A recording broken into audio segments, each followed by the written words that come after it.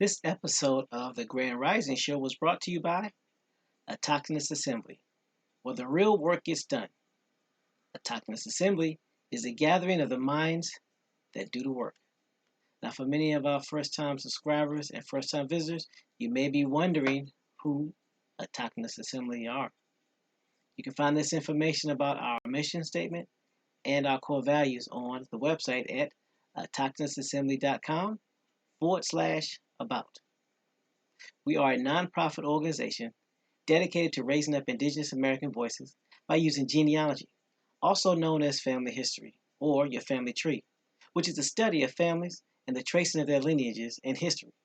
Genealogists use oral interviews, historical records, genetic analysis, and other records to obtain information about a family and to demonstrate kinship and pedigrees of its members. Our core values are the foundation of our company, which is essential to our success and serve as a lens through which we evaluate every business decision. Those core values are, but are not limited to, integrity, which is knowing and doing what is right, respect, which is treating others the way you want to be treated, responsibility, which is embracing opportunities to contribute, and servant leadership, which is serving the common good. Now, at Autochthonous Assembly, we have a couple of goals here. And our first goal and foremost of the reason why we do everything that we do is to ensure that we help you do your genealogy and connect back to your tribe and find out where you are from. Everything that we do from the standpoint of the Grand Rising Show and all the information that's posted on the website is dedicated to that one specific purpose, helping you find your genealogy, find your relatives, find your family so that you will know exactly who you are. And if you choose to, tie back into your tribe, whether that tribe is a Native American tribe, an American Indian tribe, whether it's allowing you to determine which house in Africa that you belong to, or what clan of Scandinavia or Europe or France that you belong to. Either way, our goal is to do just that, help you find out who you are so you know exactly where to start. We are not here to tell you who you are, and we're not here to tell you who you are not. We're just here to help you discover your beginnings. Another one of our missions is to help you become financially independent so that you can help your generations for the next 7 generations and be able to put a stable foundation for you and your relatives. And if you should choose to use this information that we provide free of charge to help not only yourself, but your community and your tribe, then we will do everything in our power to make sure that gets done as well. And remember, our goal here is to make sure that we help you get exposed to this information to put you in the best situation possible. So now what I'm going to do now is return it back over to the panel to see if there was anything I missed, and I will go ahead and get set up so we can get ready and get digging into this information. Panel, take it away.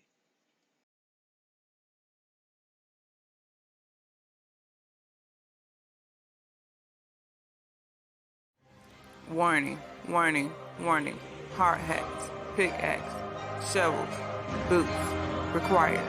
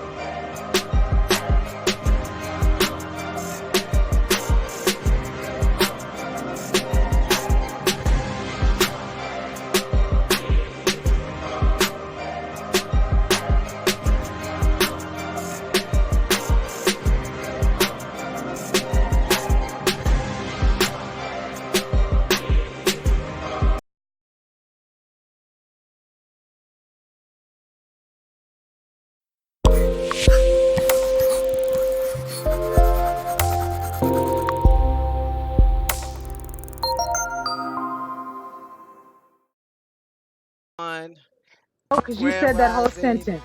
Grand Rising. Hope Grand everybody's Rising. doing well this Grand rise. Rising. Peace, peace, peace, peace, peace, peace, peace, peace, peace, peace, peace. Peace, peace, peace, peace, peace, peace, peace, peace, peace, peace, peace. Grand Rising, y'all. How's everybody on the panel doing this rising? Yo, Copper made it, y'all. You got Copper in the building. Grand Rising, everybody. Hope everybody. Did he just meet us up? Hey, Copper in Well. Copper fashion. Now, I slipped and touched the mute button. Sorry. Hope everybody's doing well. Grand Rising.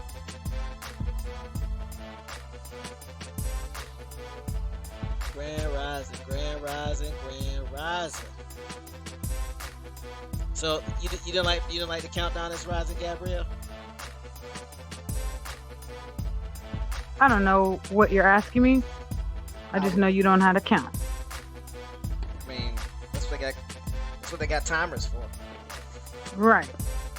I need you to use it. I was A real one. a real timer. Mm-hmm. I was. 5 minutes, Turkish. I didn't think the top of the show was so combative. I thought we'd at least get about an hour in before it get like that. Well, you know, Oh, Gabrielle becoming. She wake up with fisticuffs. I don't know what's going on with her. What?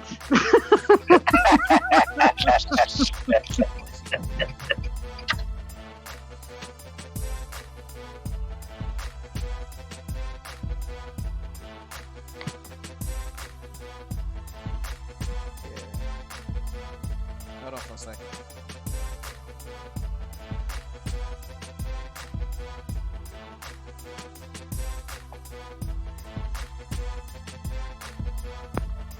Sorry about that.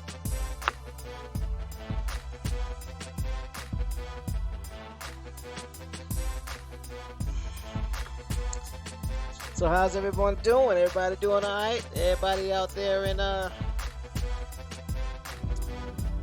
silent majority land?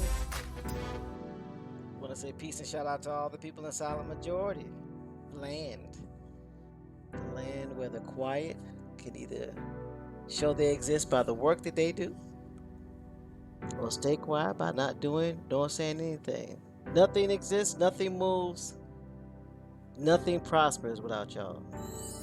So just remember that. Don't forget that. So shout out Grand Rising to the silent majority. Shout out and Grand Rising to the new subscribers to the autochthonsassembly.com website. Shout out and Grand Rising to Shalala. your room is ready. Shout out Come and on. Grand Rising. I got your bricks. Shout out and Grand Rising to I had a text message come and I made the mistake of reading it. That's what you're going to blame it on, the text message?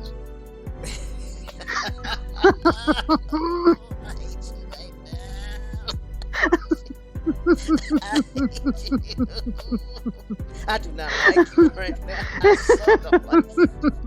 What are we gonna blame it on? I'm just saying. That's what we're going to blame it on. Mm-hmm. We not going to blame it on the malfunction that you had. You forgot your words. I can't even blame it on the music that Bones is the new music that Bones have put into the backdrop. The new music. I hate you.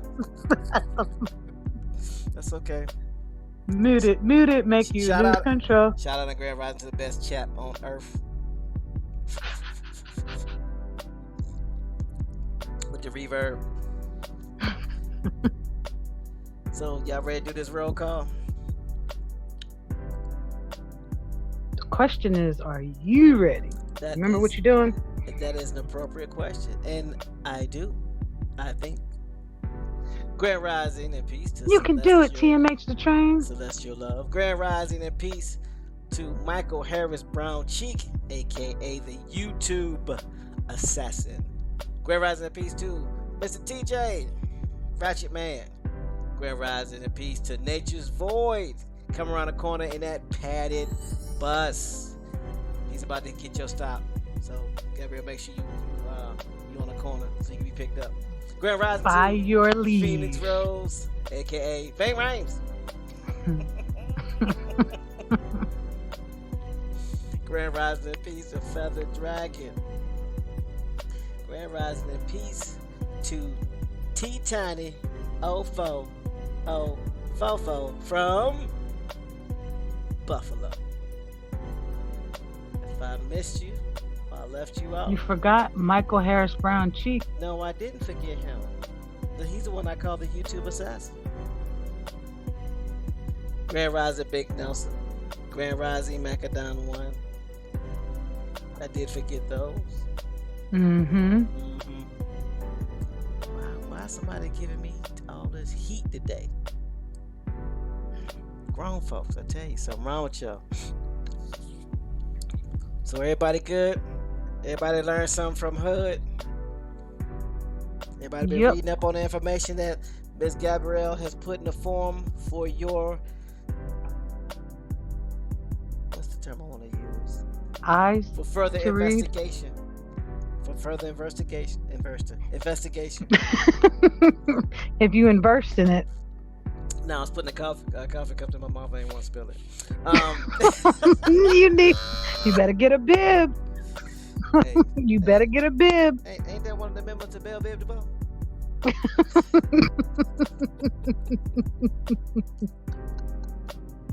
A bib and a wet wipe. They are in your room, ma'am. I don't want to talk to you no more. I know. You keep threatening me. I'm not threatening you. That's a promise. I didn't even do nothing. That is a promise. I didn't even do nothing. Challenge. What's going on Sellout?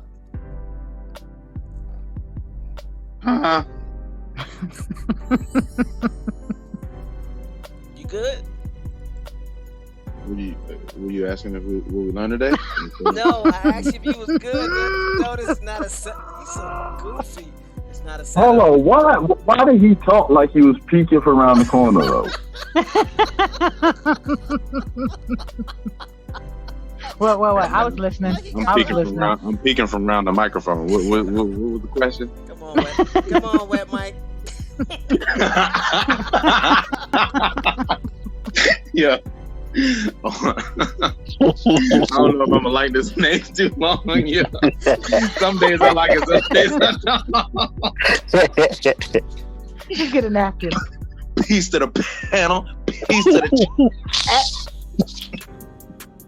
Grand Rising, y'all. I'm going to me. He the only one microphone like it's perspiring persistently.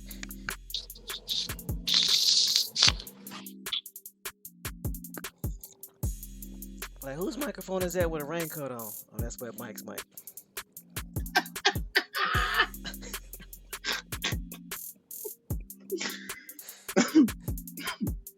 So y'all ready to get in? Y'all ready to hit this clock so we can get started?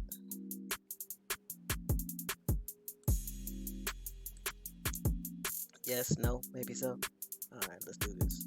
Oh, there's an option with that? No. Let's go.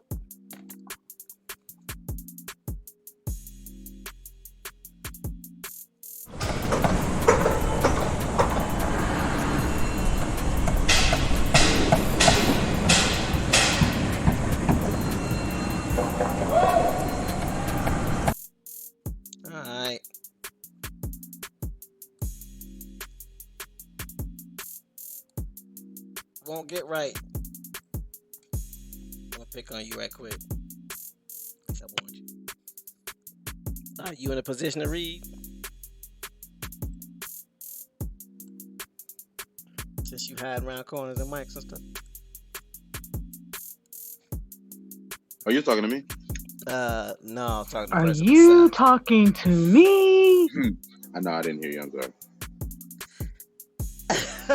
You was kind of low. Not that I wasn't listening. I just did. I heard the end of it. It's just kind of low at the beginning. I was kind of low. You know what? Let me check. They call me Mr. Can't Get Right. I know. No. Won't get right. Won't get right. Correction. Won't get right. Willet. Willet. Well, I'm ready to weed. So, ladies and gentlemen, Coming to the stage, we have Wet Mike. You know, you hit it with the jazzy weed. fit. Ladies and gentlemen. Wet Mike is ready to weed. You know, with the jazzy fizzle. Let me go ahead and share this screen. you need that. The link to the chat, the link to the document is already in the chat. So I'm about to say the link to the chat. Is it not up? Is it not there? That's a sigh.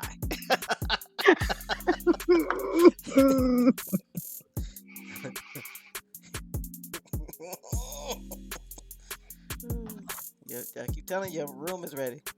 You better not kick me out, dang it. I'm not gonna kick you out. The room.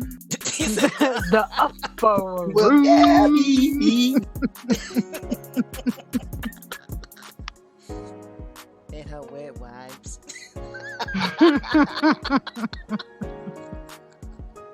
What is it called in hockey when you go to the box? The penalty box. You go to the penalty box. A lot. A lot.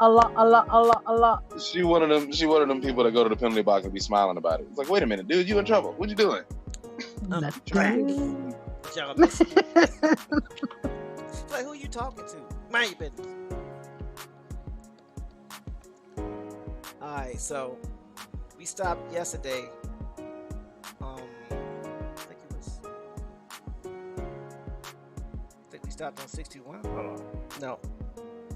That was 50. Oh, no. No, we're in the 6. No, matter of fact, we're on page 17. Yeah. 66, page 17.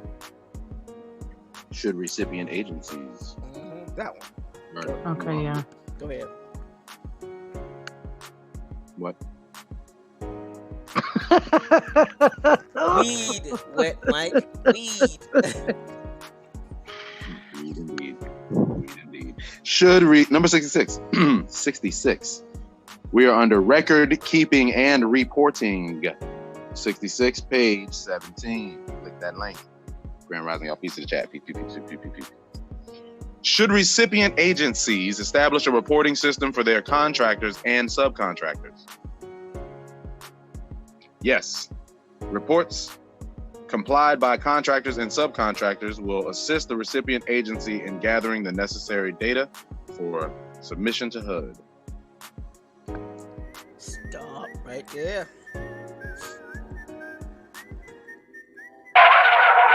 Now we had to test some brakes.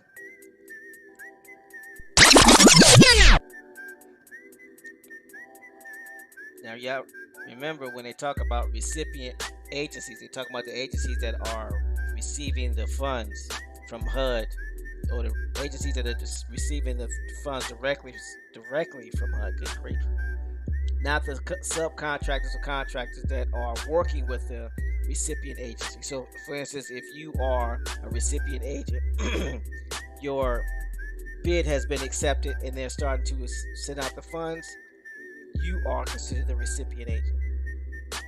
Because the subcontractors, the Sec.3 residents that are going to be the employees or the individuals that you're going to be paying as subcontractors, they receive their funds from you. They do not receive their funds from HUD.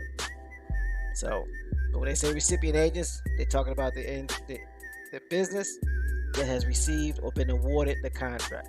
So it says, yes, reports compiled by contractors and subcontractors will assist the recipient agency in gathering the necessary data for submission to HUB. And the reason why that's important, because every subcontractor or contractor that you work with as a recipient agent needs to ensure that they themselves are in compliance. And if they are not in compliance, that is your fault as a recipient agent. So you are responsible for them, because by putting that company, that subcontractor or that contractor in your bid, you are vouching for them. Now you understand why it's important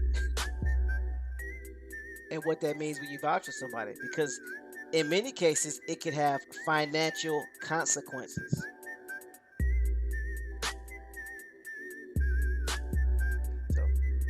think about that.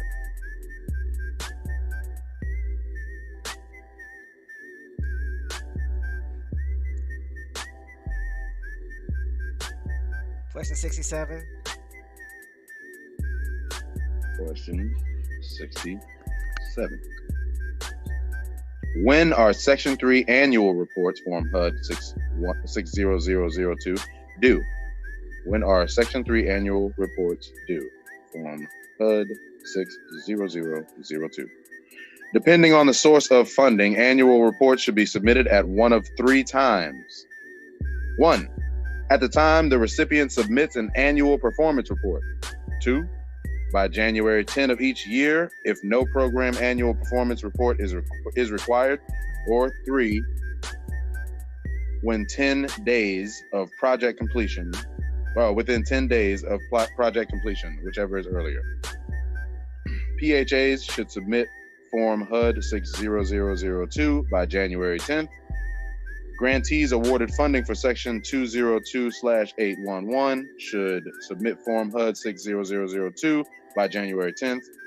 Grantees awarded funding for CDBG, Home and or ESG should submit Form HUD 60002 at the same time they should submit the CAPER report. Grantees awarded funding for lead abatement activities should submit Form HUD 60002 with their annual reports no later than September 30th. So these are what are known as deadlines. These are the deadlines when the information should be reported. Schedule. So that means if, as the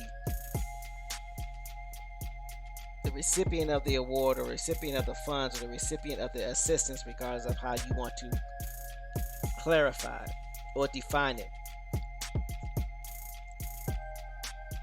the HUD Section 3 entity that receives these funds have deadlines that they have to turn this paperwork in. It's HUD 60002. So that means it's imperative that you receive those forms and that data from the subcontractors and the contractors before these deadlines. It would not be wise to be letting your contractors and subcontractors know that those forms are due to you by those deadlines. You want to give yourself at least a month.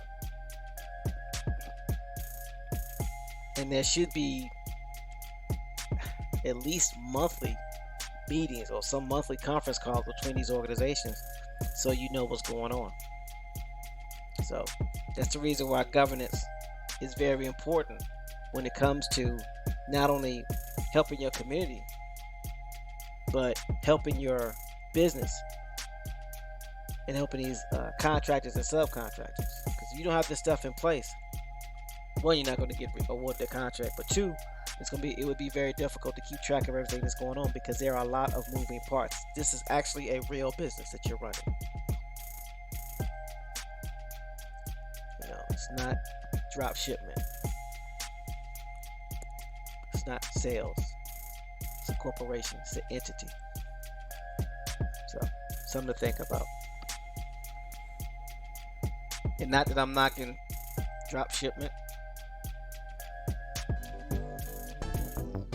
Now, if you're running a company that heads up the drop shipment department, it'll be no different than what's going on with this because that's just one department. So,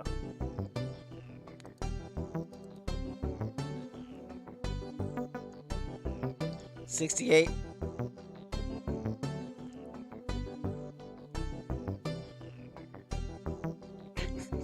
Let's sell out. My bad, I was on mute. 68. Where can I find instructions for completing Form HUD 60002? Instructions for completing Form HUD 60002 can be found on the Section 3 website at www.hud.gov/Section 3. Additional technical assistance for completing Form HUD 60002 can be obtained by submitting an email request to Section3 at HUD.gov. Where can I get instructions? Exactly. Reading that thing.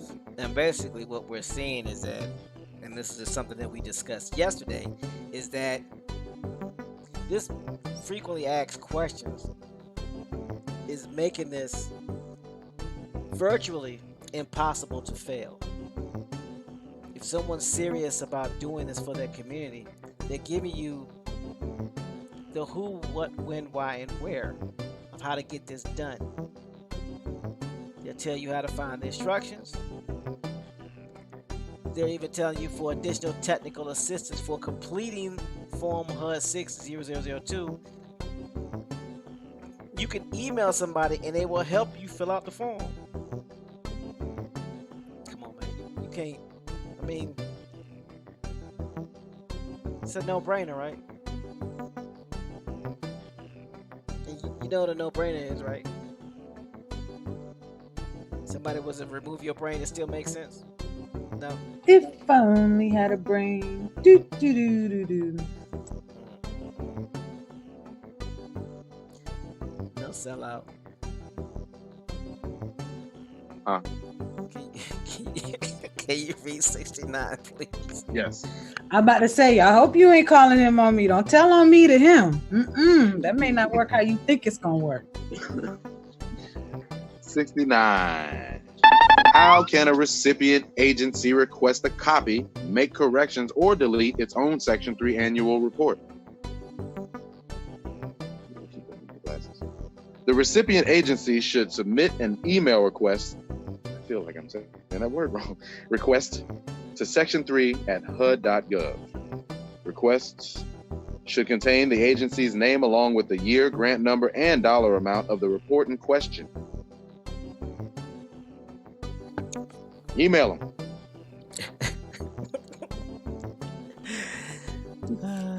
I'm summarizing. I'm going on mute. Really?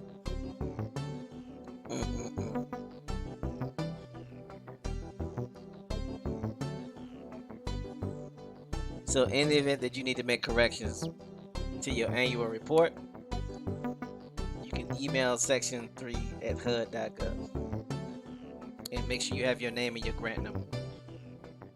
And of course, like we spoke about yesterday, the grant number is there to ensure that you can pull up the information and it can be looked at, which basically means it tells us, like we discussed yesterday, that all these agencies that have received money in your community, in our community, can be looked up, right? And you can obtain copies to these. Which leads us to question 70. 70. Go ahead and read that. That's it out. Page 17, right at the bottom. How can I obtain copies of 60002 reports for another local recipient agency? Copies of 60002 reports for local recipient agencies for which you are not affiliated with can be obtained by completing and submitting a Freedom of Information Act FOIA request at http://www.hud.gov/offices/OGC. Do I have to read all that? /FOIA/ I'm already at the end asking if I should read all that. /FOIA request.cfn.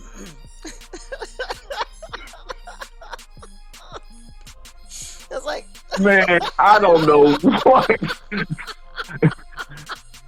All you got me good is Roger with that one. that's like getting halfway across the street and be like, look, wait, do I look both ways?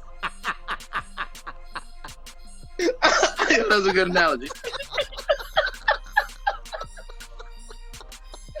You done got halfway across the street. You done got halfway done. You got across the street like Bowfinger. I'm sorry, y'all. Oh my god.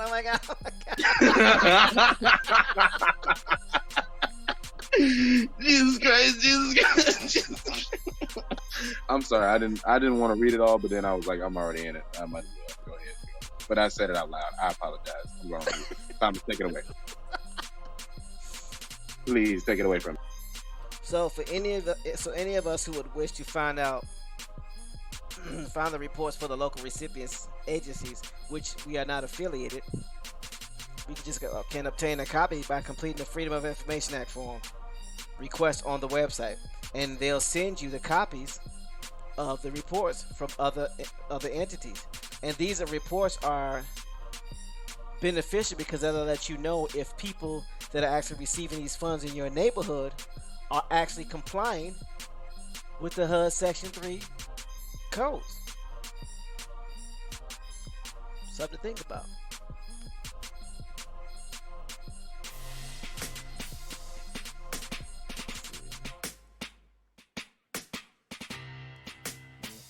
$71.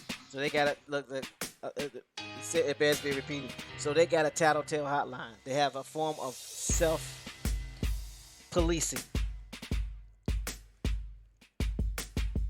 They let you do a lot of self stuff. Mm-hmm. If you mind your They business. don't mean cheat. Yeah, Right. exactly. That don't mean cheat. And that's basically what minding your business is about. You mind your business, and the more you mind your business, the more funds you can receive.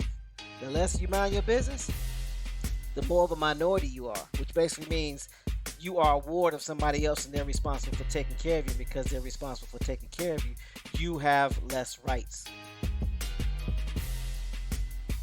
So go ahead and read number 71 there. No sellout, please, sir. Thank you. All right. 71. Are agencies required to submit Form HUD 2516 to demonstrate compliance with Section 3?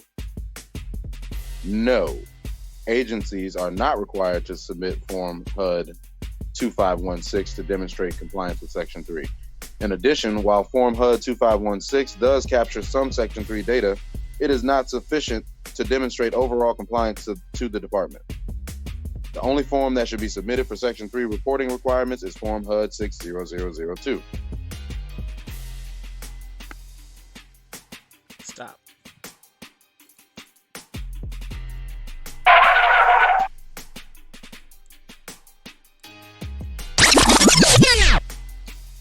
So,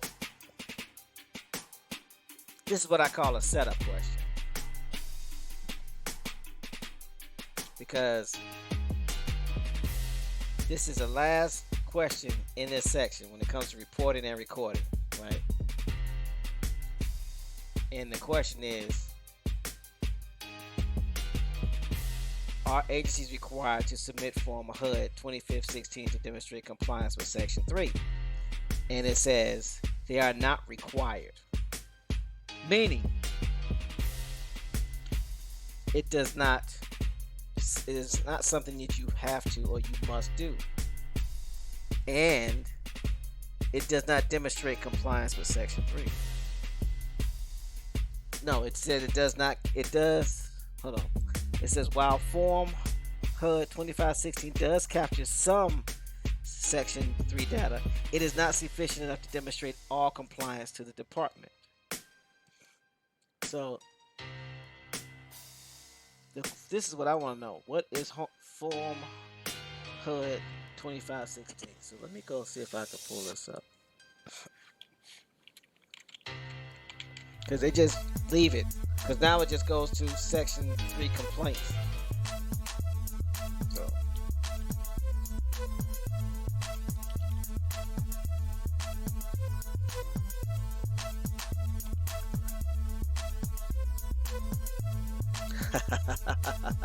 That's why.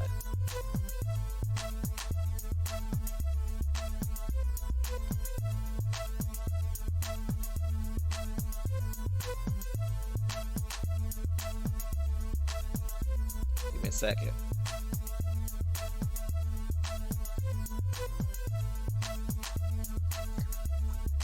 This is HUD Form 2516.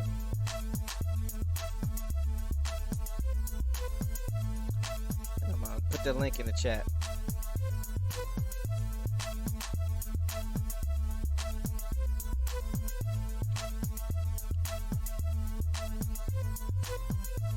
further review.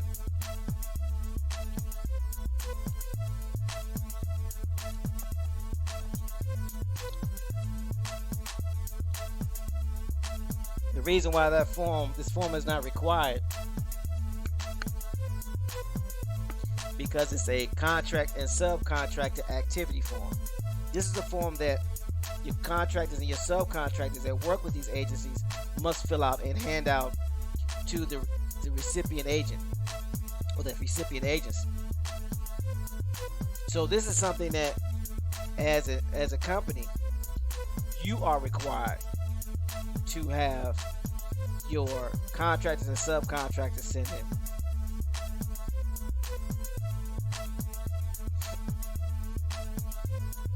Y'all notice that the setup of this form almost looks like a census form?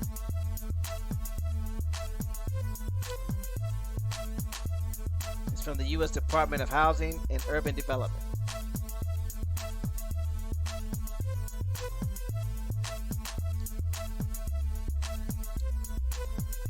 Let me blow this up a little bit.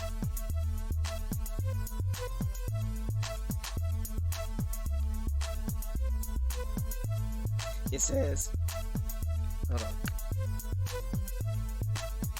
It says public reporting burden for this collection of information is estimated to average 0.550 hours per response, including the time for reviewing instructions, searching existing data sources, gathering and maintaining the data needed, and completing and reviewing the collection of information. Why is it telling you how much time this is supposed to take?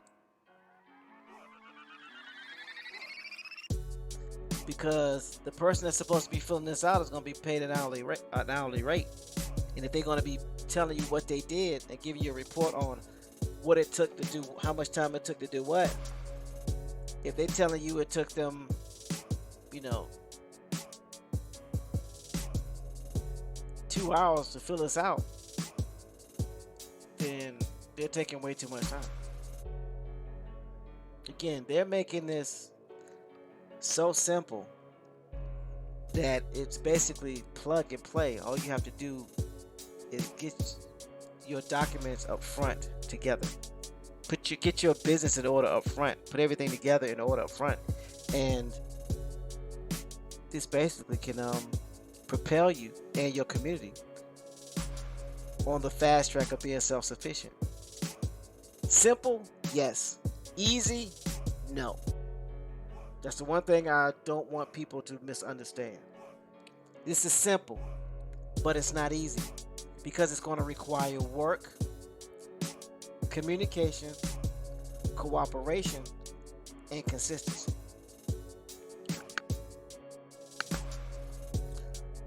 So based off the Executive Order 12421 dated July 14th, 1983, it directs the Minority Business Development Plan shall be developed by each federal agency, and that these annual plans shall establish minority businesses development objectives. The information is used by HUD to monitor concerning minority business development. If the information is not collected, HUD will not be able to establish meaningful minority business enterprise goals, nor evaluate minority business enterprise performance against these goals. While no assurances of confidentiality is pledged to respondents, HUD generally discloses this data only in response to the Freedom of Information request. So this information can be pulled as well. So this form is important because it allows HUD to track. Let me put this out here again. Blow it up.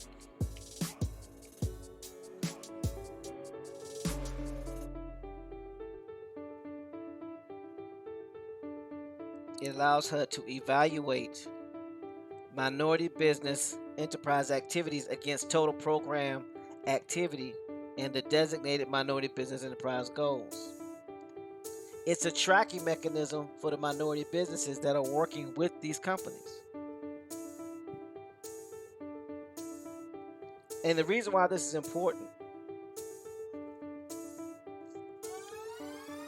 so let's say you have a company that has subcontracted you. That company is an outside company, meaning they are not from your neighborhood, but they are actually working to supply a service, product or service to your community. They bring you on as a minority. They bring you on as a HUD Section 3 entity, right? They tell you after 1 year of working with them, the outside company tells your business after 1 year working with them that you've been dropped and they have to pick somebody else up.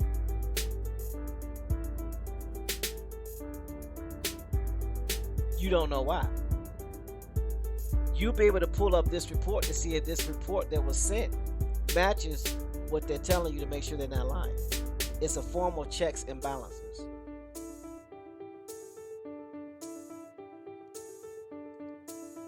Because even as a subcontractor or contractor is working with a company that is receiving funds, the company receiving the funds still has an obligation to maintain and be in compliance with HUD Section 3. But if you as a subcontractor or a contractor working with them don't understand the tracking mechanism that could be used to help you or to hurt you, you could end up helping them get the contract and then you losing out. So I just wanted to put that out there because some people may not win the bid, but they may be brought on as a subcontractor, and we need to know what mechanisms they are going to be used to track our work. This document is not mandatory to be turned in, but it's a way for the company that's receiving the funds to be able to track the progress of the business that is actually working in that community. So, just wanted to put that out there. Does anybody have any questions?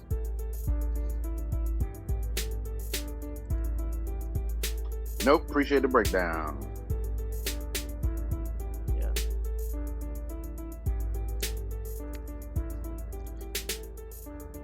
Gabrielle, jump back through the window. Where you at? My house. All right. She's in the house. Gabrielle is in the house. So now that we know that, can you come back through some of them windows and read 72 on Section 3 complaints?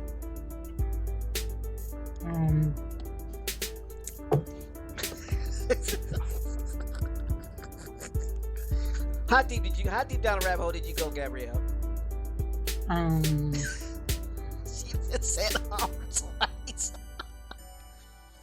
No, sell out, get your cousin. No, sell out, get your cousin.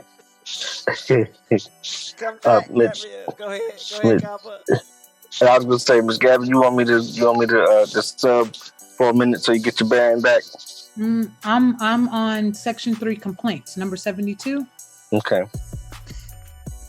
Is that right? Yeah. Yeah. Did you want me to read that, or you got it? I mean, if you want to read, you can read. I can read though. I mean, I can read too. Let's fight for reading. Now everybody want to read. Boom. It's funny. Look, it's funny. So if we want to get people to read, all we gotta do is talk about someone's gonna put some money in their pocket like yesterday. Hey, what can I see? No. I like this subject. Thank you very much, sir. Well, you asked two questions, and it made me think. Well, it made me ask some questions, so I started searching on how to, instead of owning the companies, but how to, like, if you have your business that's Section 3, in compliance with Section 3, and you want to make sure that you employ Section 3 residents and do all those things that are under the guidelines of Section 3, but also create jobs. So like, say if you're investing in houses, you know, to provide housing for people. You need people to maintain those houses. You need people who may need to do some remodeling or some painting. How to establish other people to create businesses or groups of people like a business, because you can be, what is it? Not self-employed, but what's it called? Contractor. A contractor, but it's something else. It's not an entrepreneur, but what is it when your name is the business? Oh, sole proprietor. Right. Sole proprietor. I'm sorry, I always have a brain fart. But yeah, so I was thinking, like, if I have a business established that's Section 3, that's comply, you know, it's under the guidelines of Section 3, and the subcontractors are contractors that I employ under the Section 3 guidelines. Basically, they can be their own contractors and still work for the business that I create and still be in compliance with Section 3. That way they're their own contractor, but still employed, if that makes sense. So you asked a question and it made me ask another question and I started diving, but okay, I'm back. Welcome back. Yeah. And she back. And she back. And I'm back, y'all. And I'm back, y'all. Biggity back. Your back's not big, but you know. I had to take the L out and it sounded like that. I apologize. Complaints. Okay, complaints. 72. Who can file a complaint that alleges non-compliance with the requirements of Section 3? Any Section 3 resident or Section 3 business or authorized representative seeking employment, training, or contracting opportunities generated by Section 3 covered assistance may file a complaint using Form HUD 958. Stop. Let's rewind that.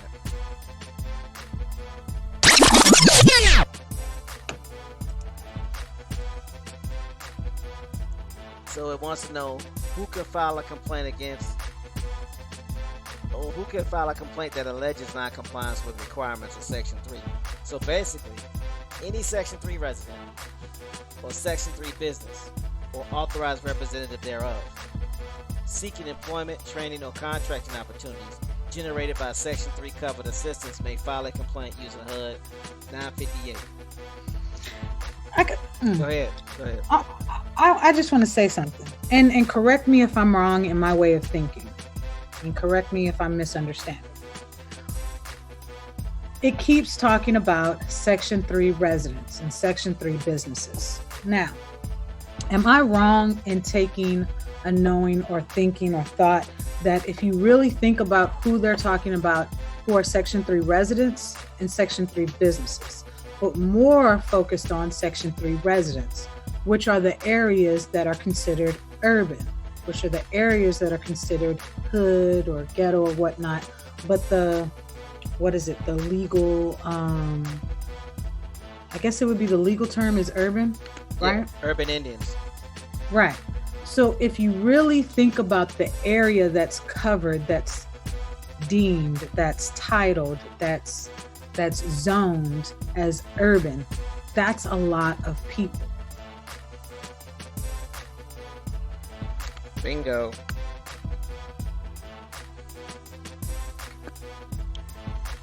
And when they say Section 3 residents, if you weren't aware who the Section 3 residents were, they told you back on page, I think it was page 9 or 10, that is anyone living in that area or anyone that lives in those projects or communities, and it's based off of the income.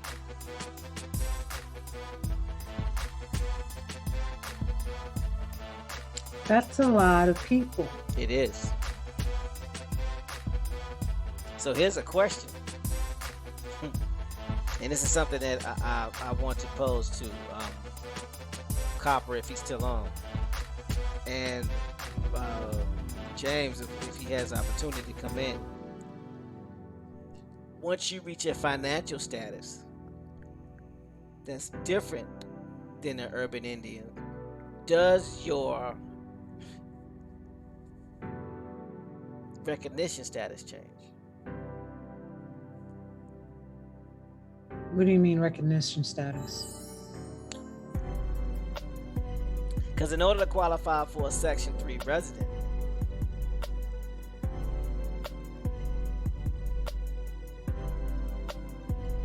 you have to fit a certain income criteria. Right. That doesn't mean you're not a resident if you don't fit that criteria. You Right. just aren't a Section 3 resident. So I'm looking at how that affects the mindset of how they are trying to define an urban Indian. Is an urban Indian, by definition of HUD, an Indian who makes under a certain amount?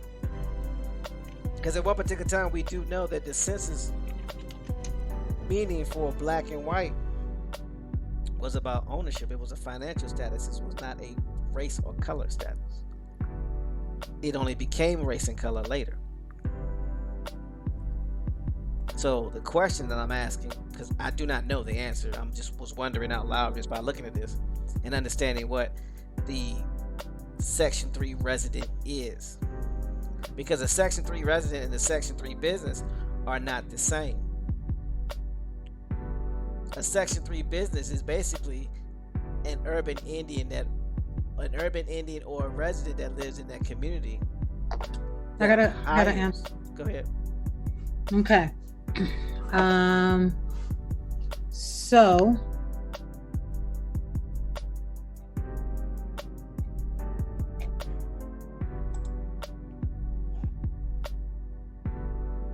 okay. Section 3 resident is a person who lives in the same area where a HUD assisted program is located and who have a household income that falls below HUD's income limits. Low income is defined as 80% or below the median income of that area. Very low income is defined as 50% or below the median income of that area. See what I'm saying? So you could be an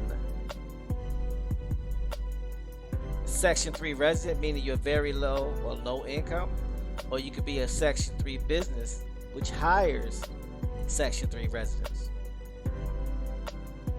or is a Section 3 resident with a business. Grand Rising, Ohio player. I mean, do you see what I'm saying? Does that make sense? Mm-hmm.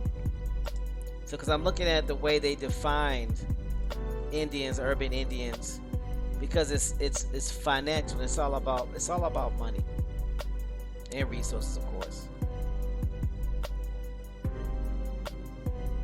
Because we know that when they talk about urban Indians, we talk about the Indian of the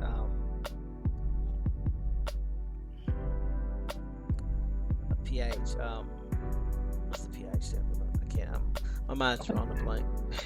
Says the limits are calculated using the latest 5-year 2012-2016 American Community Survey and income data for more than 1,900 non-metropolitan counties and 625 metropolitan statistical areas across the United States and Puerto Rico. The limits for Puerto Rico also consider data from the most recent Puerto Rico Community Survey, which was released in September 2017. According to the primer provided by HUD, eligibility for programs is based on 3 income levels: extremely low income, less than 30% of the median family income; very low, less than 50% of the median family income; and low, less than 80% of the median family income. Grand Rising, David Corey.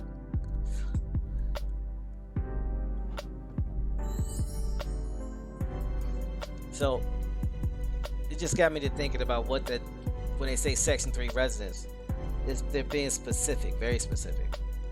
Yeah, I'm trying to hold on. Something popped up. So Section 3 residents are basically your urban Indians that make anywhere from 50% or below or 80% or below the median household income in that area or that community. So that means even though you may not be a Section 3 resident. Oh, here you go.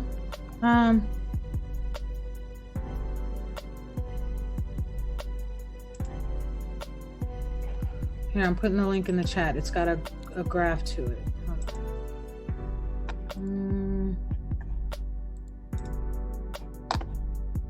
Yeah, Gabby, what you posting, they already got on the site. So you didn't even have to, if you go to the site and you put in your information for your area, it's going to tell you what the income limit is already. All these things are the tools that's already on the website. Yeah. That's already on the HUD website. Yeah, it is. Okay. Yeah, that's what I mean. You don't have to dig through it. It's going to, when you go there for your area and you put your information in, it's going to show up on the grid for each person and fill it out. But Bones, does my question make any sense, or am I just reaching? Yeah, it would seem that it is based on the income level. Because once you hit a particular income level, then the urban Indian status, it seems like, doesn't apply to you anymore. Exactly. But well, Section 3 resident doesn't apply to you anymore. A Section 3 resident, yeah, basically, yeah. So, but on a business, I'm sorry. Go ahead. No. You can go ahead. You well, I was thinking more on business. I mean, because again, you spoke about business so much. So really, changing the way that we think when we start thinking more on a business level. Remember how I was telling you that I met someone who said that he is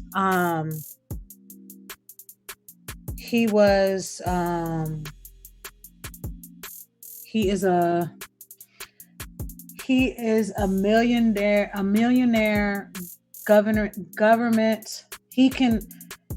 The income he receives is so low that he can apply for government assistance because of how he has his business set up to where he barely receives, the income that he receives from the business he set up doesn't really go. All he did was he knows the median for the area that he lives and he put his income up under it.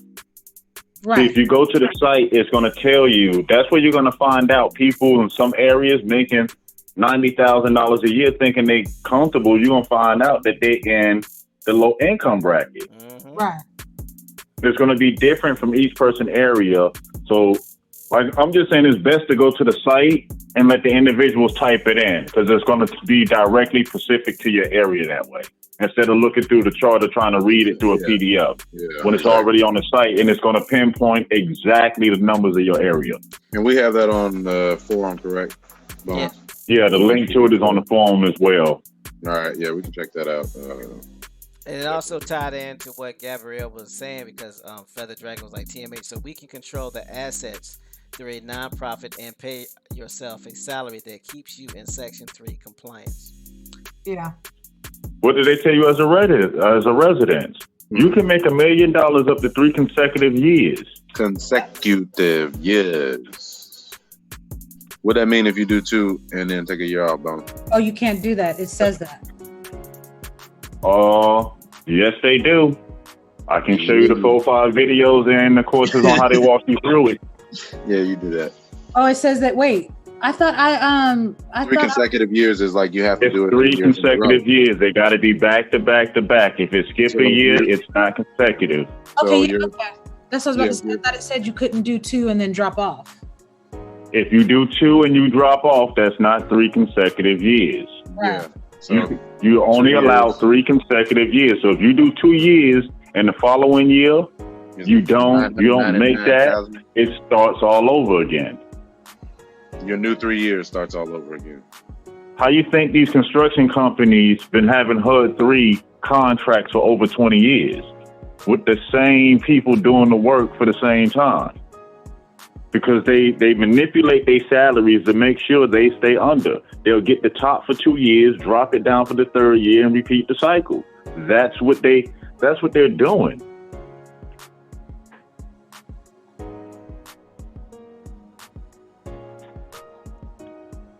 Yes, but you don't necessarily have to be a nonprofit Feather Dragon. You can be any entity, anything from a sole proprietor to a for-profit to a nonprofit. It doesn't matter as long as you are registered and in compliance. So it is not. There is no discrimination against the entity as long as the entity is in compliance. That's the key word: being in compliance. Okay, this is for 2020. This is your 2020 strategy begins here. HUD releases new income limits for housing programs. Yeah, they let you can put that information in whenever you need need an update. But at the end of the day, Yeah, even if you change the limits, it's not one standard. It changes by the income per resident. It goes by where you live. You know what I'm saying? Everybody's going to have a different median. Right. It's not one set rule.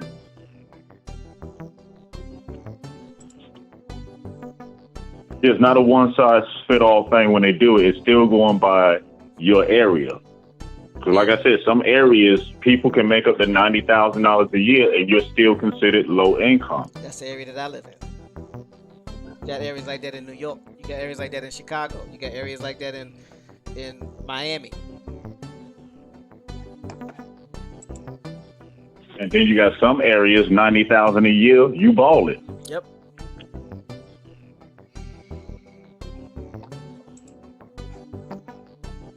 Talking about areas like that in Maine, areas like that in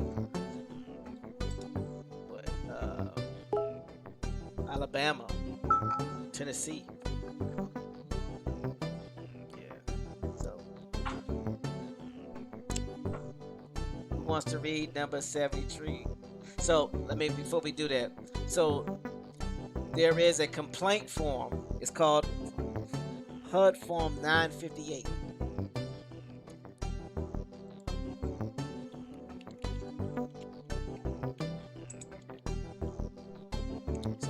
So if your HUD Section 3 entities are not in compliance, first thing you want to do is look at their HUD form 600002s, and then you can attach that to your HUD form. What? 958. What are you talking about? I'm off mute. My bad.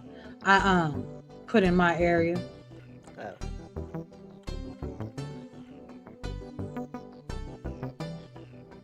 But you don't like work. Here's what the complaint registration form looks like.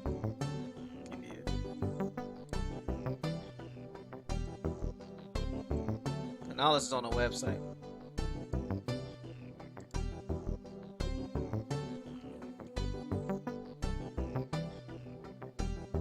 Fair Housing and Equal Opportunity, FHEO.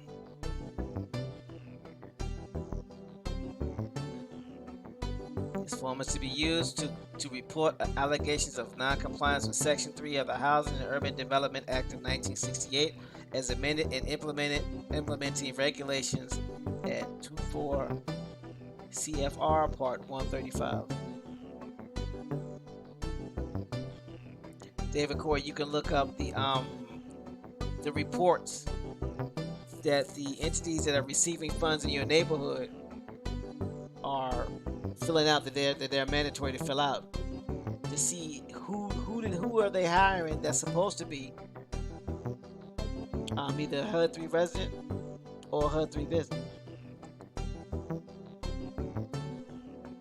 So that's what I mean by that.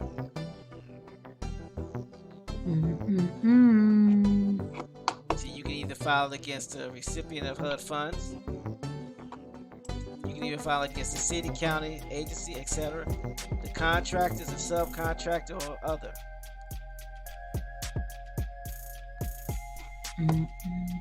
Tells you, they ask how did they violate the requirements of Section 3. Failed to provide priority consideration to Section 3 business for covered contracting opportunities. failed to award contracts to Section 3 businesses, knowingly entered into contracts with contractors, subcontractors that failed to comply with these Section 3 requirements. I mean, there's a list, and then you have your own where you can put those in there. So there's a checks and balances. So we as a people cannot say that we don't have a voice or we don't have power. We actually have more power than we think. We actually have more power than we know. We actually have more say than we're told.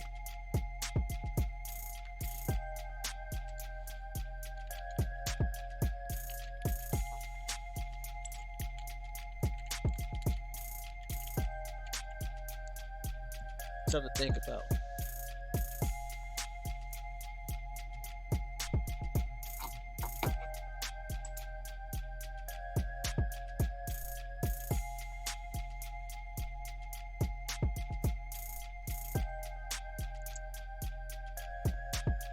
David Corey said, Bones, you're doing a great job.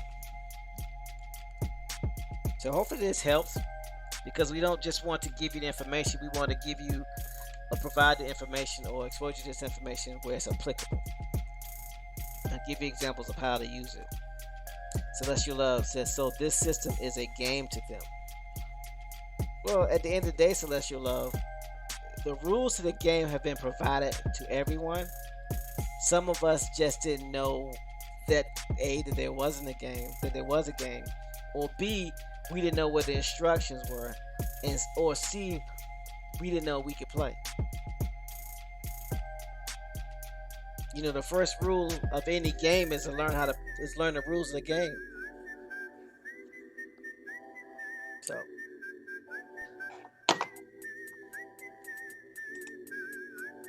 exactly, David Corey says all systems are systems. We just got to know where we fit in the system, and these are our systems. Look at it this way: they made you hate the game. That's why we didn't play, because we were introduced. When you heard about HUD, what's your picture of HUD? Section 8, poverty, doing bad. I mean, really think about it. We were programmed to, and we went along with the program. We wouldn't talk to officials. We wouldn't be a part of our local politics and how things work. We had programming telling us not to be. That's what that saying. You a sellout. Right. That's what that you trying to be a man. Right. That's what that saying comes. Don't hate the player, hate the game. No, I don't want to hate the game. I want to play the game and run the game. So, go ahead, Bones. I'm sorry. No, I mean, that's it. If you just look at it, is that the same things that they were using to generate wealth are the same things that they taught us to hate. The free lunch programs, all the benefits in our community, in our neighborhood. They made sure that we had a bad image of it. But then when you look on the other side of it, you realize these people were getting paid to keep you, to make sure you was in a particular situation to provide a service to you. And we went along with it.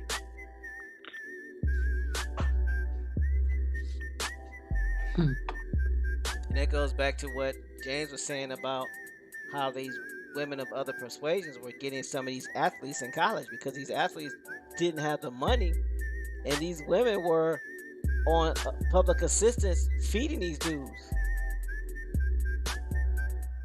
And you wonder how they end up marrying them straight out of college. Well, now you know.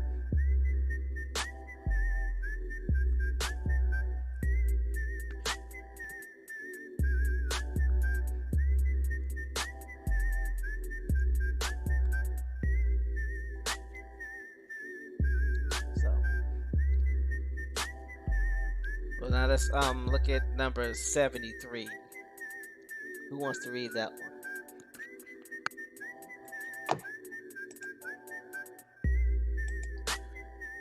Okay. Go ahead. You want to read it? Hey, you know what? I don't have to read. I can go on mute. Oh, you can read it. I don't know. Yeah. Copper said he got booted. I don't know if he can come back. Oh, yeah. Copper can come back. He can always come back. Okay, 73. Where should Section 3 complaints be submitted? Effective November 2007, Section 3 complaints must be filed at the appropriate FHEO regional office where the violation occurred. Please visit www.hud.gov/offices/FHEO to obtain the address and telephone number for FHEO regional offices. FHEO stands for Fair Housing Equal Opportunity. Just in case you were wondering. David Corey says government assistance.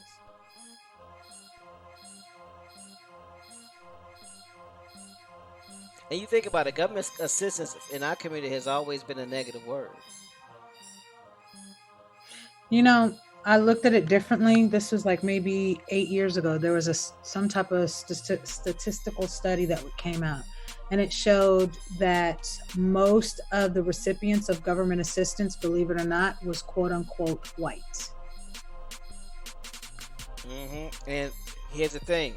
What was the definition? We was taught to look at it bad. Right. Let's rewind it. Let's go down memory lane because we all in that same age group. Remember the stories of government cheese, welfare lines, even though, think about it, even though we were never the majority of people on it, when it came to us, it was always painted in a negative light. My birthday is Think about what pushed most of us. What drove most of us? Them images that we ain't never want to end up in them situations. Yep. Let's go back to the 70s and 80s and think, because government assistance was given with a bad image to us. Yep. So we stayed away from it.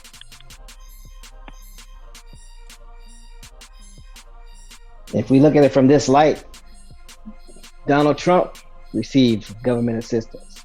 Multi-million-dollar corporations receive government assistance. Now, how do you feel about government assistance?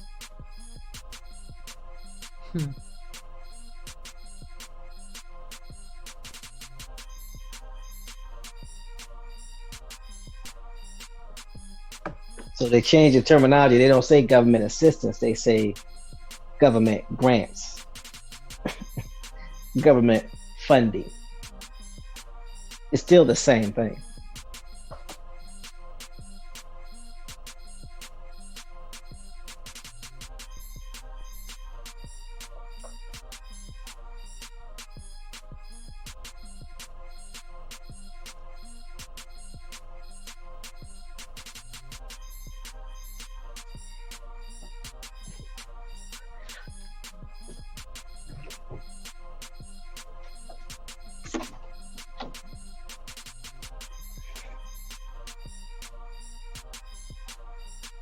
Gabriel, you hear me? Yes.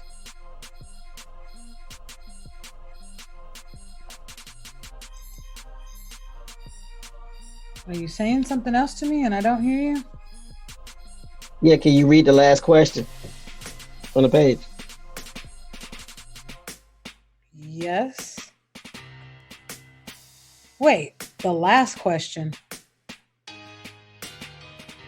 On that page, that's the last question, right? No. Okay, my bad. Read the next question, please. Thank you.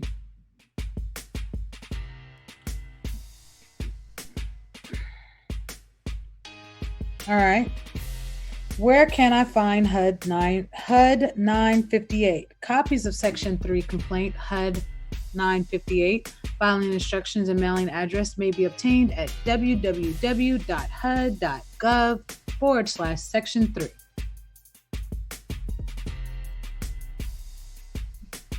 Want to read the next question?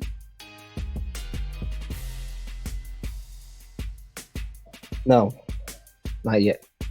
Okay.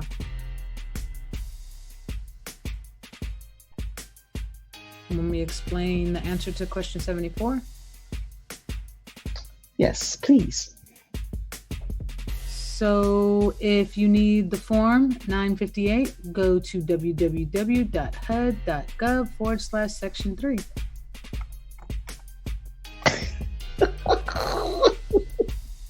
Thank you, Gabrielle. Filing instructions and mailing address can also be obtained at www.hud.gov/section3. But hopefully we can see how simple this is. And I don't want to use the word easy because I don't want people to get it confused or get it twisted that easy and simple are the same thing, because they're not. Simple means that you can follow the instruction. Easy means it doesn't take a lot of work to do it. This is work. But once everything is up and running, it becomes easy. But to get it started is not easy. So hopefully it helps. It does, TMH. Thank you for that.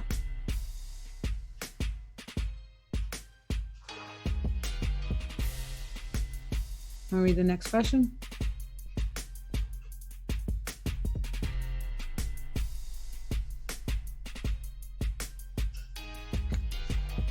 That's why I thought this was the last question.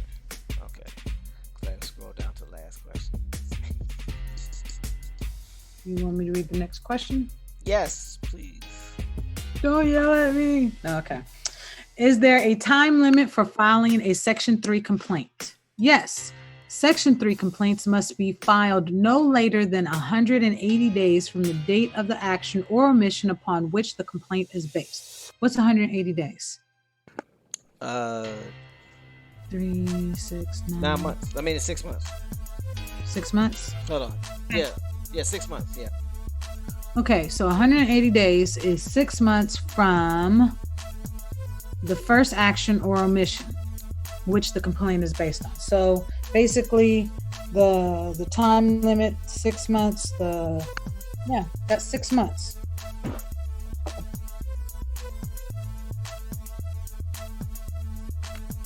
Exactly. Next question. Mm-hmm. What happens during an investigation? Once a timely complaint has been filed with the appropriate regional office, the department will determine if the complaint has jurisdiction or is covered by Section 3 regulations. An investigator will be assigned the case and will notify the respondent about the complaint. The respondent has the option of resolving the complaint or contesting it.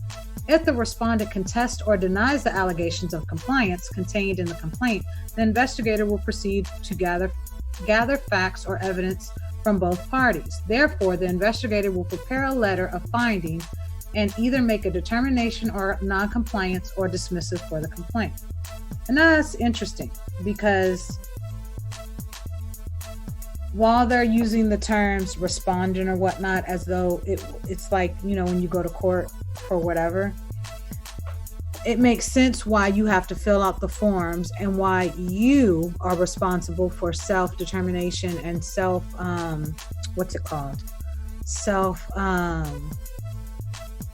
validation or verification? Yeah, of compliance with Section 3. So basically they're saying, look, we'll help you. We'll help you understand how to make sure your business is in compliance with Section 3. We'll guide you through. We'll help you fill out the paperwork. We'll help you do all this. You just, make sure you're giving us the correct and accurate, honest, truthful information, and we'll help you get it together so that in the event someone does complain, all your stuff is put together. All your ducks are lined in a row. You've got your paperwork that's organized. You've got your paperwork and the forms that are filled in. The people that you deal with, they've got the subcontractors, contractors that you deal with. They filled out the form for you so that you have it for your records to turn in if necessary. Like, they're letting you know, like, we'll help you set up to make sure you're in compliance going through so that in the event if someone were to ever complain, you would have all your stuff put together to back it up. To determine if it's valid or invalid. Right? Exactly. Okay. Let me find out HUD Section 3 is teaching business. It basically teaches you to mind your business. Let me find out HUD Section 3 teaching people how to mind their business. Next question. Yes. Okay. What happens if HUD determines a recipient is in noncompliance? Pursuant to 24 CFR 135.76 or .76, the Assistant Secretary will attempt through informal methods to obtain a voluntary and just resolution of the complaint. Where attempts to resolve the complaint informally fail, the Assistant Secretary will impose a resolution on the recipient and complainant. Any resolution imposed by the Assistant Secretary will be in accordance with requirements and procedures concerning the imposition of sanction or resolutions as set forth in the regulations governing the HUD program under which the Section 3 covered assistance is provided. So they're saying they're going to give the company, the business, all parties involved, the opportunity to rectify the situation so that everybody is satisfied, not only in compliance, but also the complainant. Right? Exactly. Okay. 78? Yes. Can complainants appeal the initial decision made in Section 3 complaint? A complainant can submit a written appeal to the Assistant Secretary for Fair Housing and Equal Opportunity in Washington, D.C. within 15 days after the regional office makes its determination. Requests should be sent to U.S. Department of Housing and Urban Development, Office of Fair Housing and Equal Opportunity, 451 7th Street Southwest, Room 5100, Washington, D.C. 20410. So this is saying if you're dissatisfied as the complainant with whatever decision or ruling that was made in your regional area, then you can take it to a higher level. So you could take it to the boss's boss for appeal and have them decide whether or not the decision that was made was fair or unfair, or just or unjust. And then once you deal with them, their decision would be final, right? I don't know if that decision would be final, but okay. Let's look at what else. Number 79, because it can let you know what else, what other options you may have. I do apologize. I misspoke too quickly. No worries. I do it all the time. I mean, I read these questions. Okay. Where else can I file complaints alleging denied employment and contracting opportunities? Here we go. If you are denied employment and or contracting opportunities, you may have standing to bring a complaint to HUD under Title 6 of the Civil Rights Act and or Section 109 of the Housing and Community Development Act of 1974. What else is the Civil Rights Act attached to? The Civil Rights Act, I don't know, I have to look it up. I can't think of it right offhand. I want to say it's attached to, the 14th Amendment? Is there anything else going on with the Civil Rights Act right now? I'm sure that there is. I can look it up.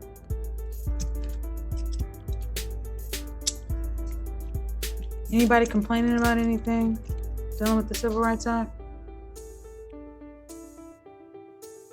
The Civil Rights Act was passed in 1964.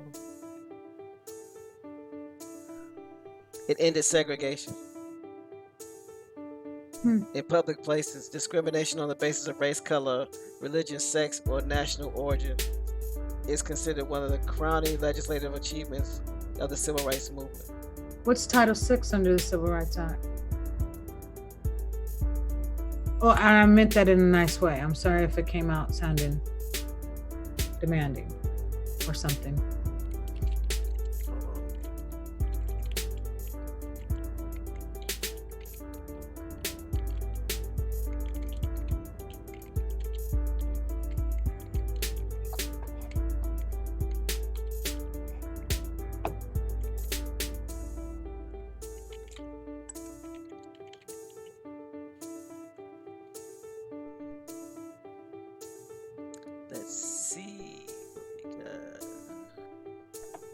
Title 6 under Civil Rights Act.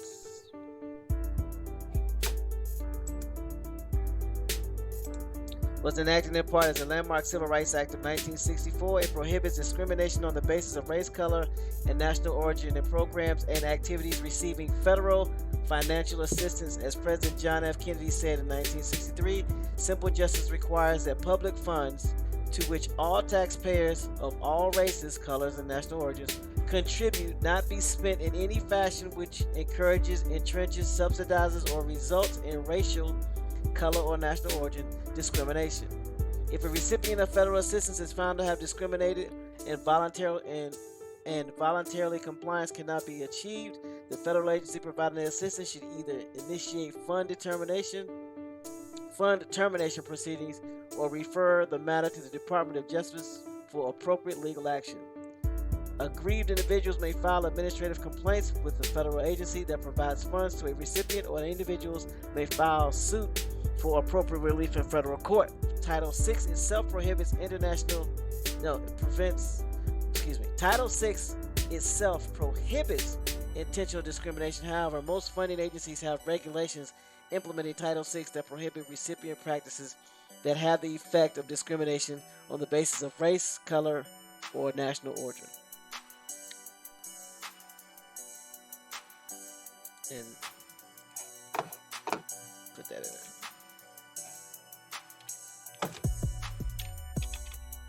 So I'll put that in the chat.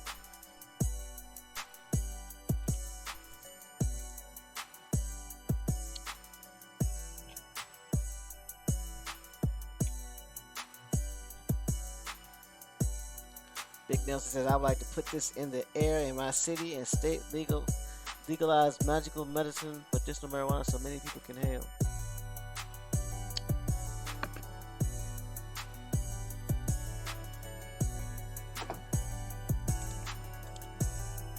Ohio Play also says addressed in the Treaty of 1866.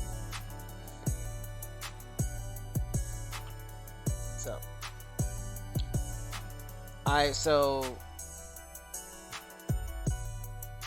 there's also another portion to that where you may be able to bring complaints. Gabrielle, why you because I don't know you didn't jump through like 12 windows by now. No, okay, so the thing that I found interesting, okay, this is just my mind going off of something that I had read a couple of years ago, and I just found it interesting. So I was reading Section 9, which pretty much outlines the same thing that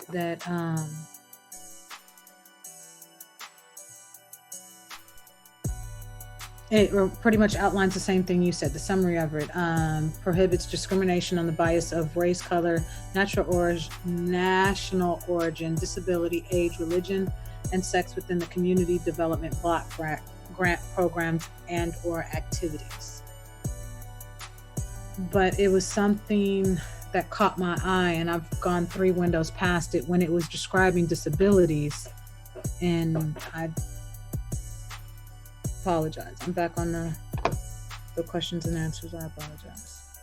No, you good. I just figured. Okay. Also, you may also be eligible to bring complaints under the federal laws. The U.S. Equal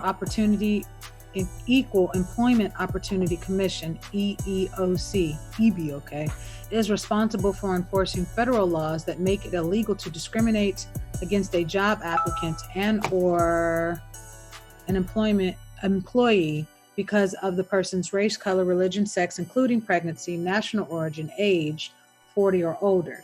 Interesting. Disability or genetic information.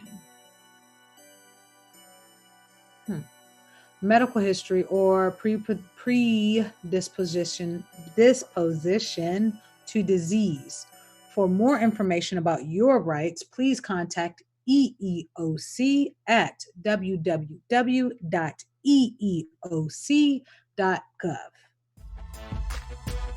The Department of Labor Office of Federal Contract Compliance Programs, OFCCP, enforces the benefit of job seekers and wage earners the contractual promise of affirmative action and equal employment opportunity required of those who do business with the federal government.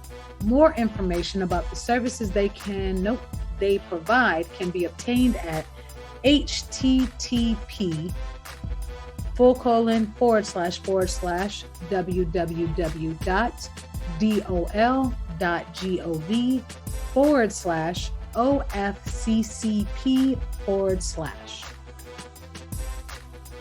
We did it! Yay, we did it! Yes, we did.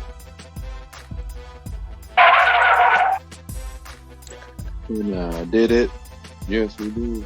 Can we dig it? That is not.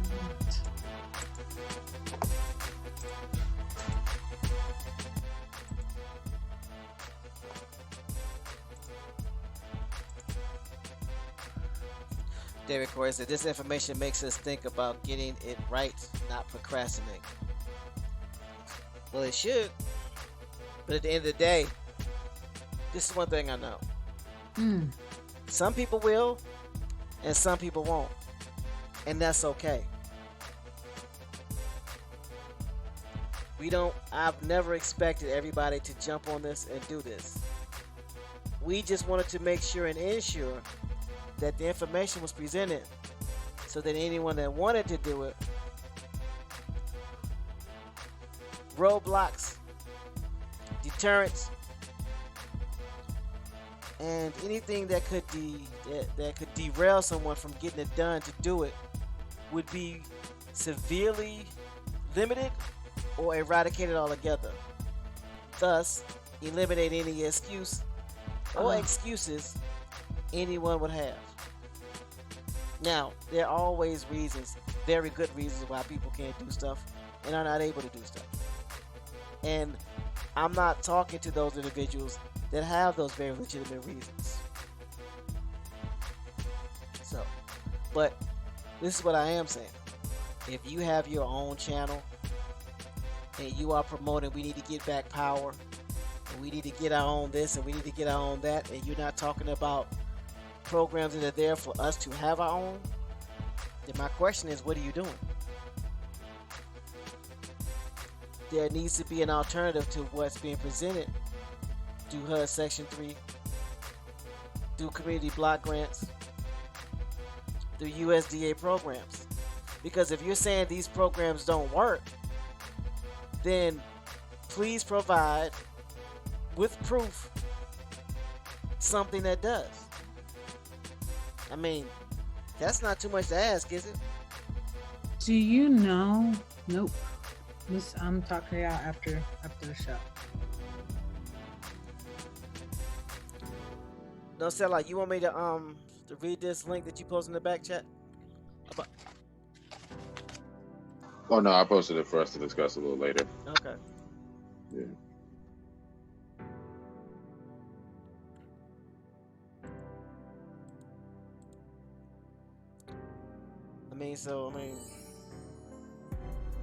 Well, I don't know. It has something to do with a lawsuit and displaced families and not being, they're trying to find Section 8 housing for the people that they're moving out. But it seems like they're not moving to what is called higher opportunity areas. They're just being moved to another hood, so to speak. So that's part of the lawsuit. But yeah, no, it mentioned Section 8 and lawsuit, so I just decided to read it. Sorry. I was about to bring up something to that too. That actually falls under disability with HUD. What you mean, baby? Displacement, not having a home, you're actually considered homeless. That's actually a disability. That's why I said somebody had said something a couple of years ago, and it didn't make sense because I equate disability to something mental or something physical, if that makes sense. And I didn't factor in that there's physically don't live nowhere. Right. You're disabled. Yeah. It does make sense. I didn't think about it like that. and I'm looking at it.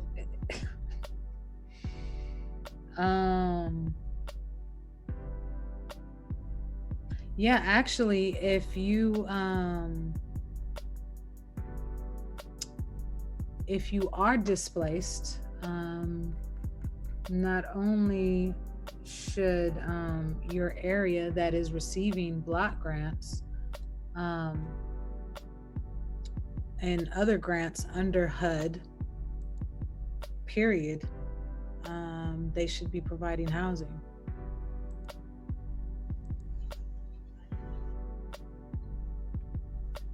Because that also makes you disabled from being stable to be employed. Yeah. I don't know. Do we want to read it? It's right around the corner. I don't know. That's I'll bring Might as well go ahead. I mean, y'all done spoke about it enough, so might as well. It ties into what we're doing, so.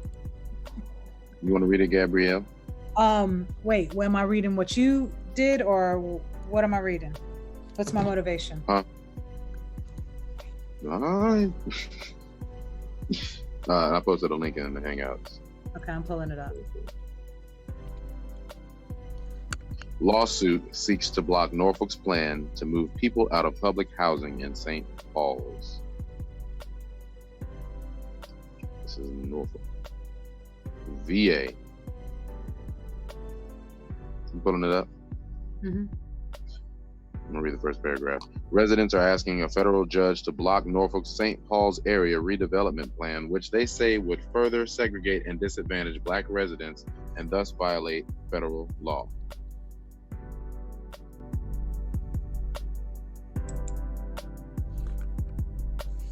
By Ryan Murphy, January 14th, 2020. Twin. Hey. Mm-hmm. Nope. 2020? Yeah, I got you. Mm-hmm. Twin 20s? Mm-hmm. Okay, I just got that. My bad. Thinking out loud. I can't help it. The lawsuit, which names 4 St. Paul residents and 2 community groups as the plaintiff. What are all these ads? Amen. Okay. As the plaintiffs was filed Monday. In a 51-page complaint, they argue that the city of Norfolk and its housing authority have failed to provide the bulk of residents that will be moved out of St. Paul's with appropriate housing, and that the Federal Department of Housing and Urban Development is complicit by signing off on the plan. This sounds like what Division. Okay, the St. Paul's Quadrant, a 200-acre area that includes 3 1950s era public housing neighborhoods, is the target of a massive redevelopment effort that will see all of the area's public housing bulldozed in favor of a mixed income community. The effort, which has been discussed for years, finally got underway last year. Norfolk won a $30 million grant from HUD to help the first phase of redevelopment, and first residents start moving out of Tidewater Gardens piecemeal? Yes. Okay. Over the last few months. But stop. Go back and read that first. Well, basically, because it's only 2 sentences. Yeah, I told you everything you needed to know in that. Everything you needed to know. Read the second sentence. Read the second sentence. The Norfolk one? Yeah. Norfolk won a $30 million grant from HUD to help with the first. From HUD. From who? From HUD. From who? HUD. That's the Housing and Urban Development. $30 million. Let's pause for a second on that, y'all. They're moving these urban Indians out to replace it with what? A mixed community, right? This says mixed use. I wonder why that would be. I'm gonna tell if you urban Indians are not participating in the census, were they counting? Yeah, were they counting? You're not there. So why do they have a development for some people that's not participating in the census? They actually did that here. There Can you is show that area picture, Tim H? I'm sorry. Go ahead. I'm sorry. I was just asking TMH if you could display that picture at the top of the page, the overhead shot, the aerial shot. Yeah. I don't know if you're on the link or not. Yeah, But go ahead, I Gabriel. am, and people are looking at it. They can see it. Yeah. And that's what it boils back down to. If you're not participating in these census, then why are they sending funds and grants to an area for a group of people that's not participating? They will put people in your place that will. TMH, you see the scope, right? Yep, I see it. I wonder if the scope was built with Section 3 funds, even though it's been renovations and all that. That's our all of it was done. Stadium right there. That's crazy. It's interesting. That looks like the projects in Cali. It's a 1950s era public housing. Public Indian housing. Public Indian housing, exactly. And think about the program, how it works. We've been there. Again, all this stuff we are guilty of ourselves because we were them teenagers, y'all. Think about it. You go back to the running around, not caring about the neighborhood, not caring about who you harass, where you leave trash, bringing down the property value. We help them do it. It's happening now. It's still happening. Children still doing that. No, go back. What I'm trying to say is go through the generations. You look at the 60s, it was there a little bit. You look at the 70s, you look at the 80s, but by the time the 90s hit, we didn't care no more. We were too busy trying to get money, trying to be seen, bling, bling. Let's keep this 100. How many of us as young adults participated in the census? Let's keep it 100. How many of us as young adults back then were even active or even thinking that way? Our mindsets wasn't even thinking that way. Yeah. That's why it's on us to get it right. Because what did we do in our youth when we could have been doing it?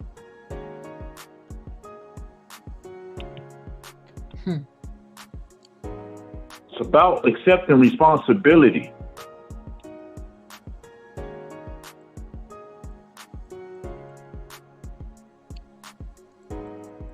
The elders that our brother Copper Indio talk about leaving every day, those are our children, grandparents, making them what? Our parents.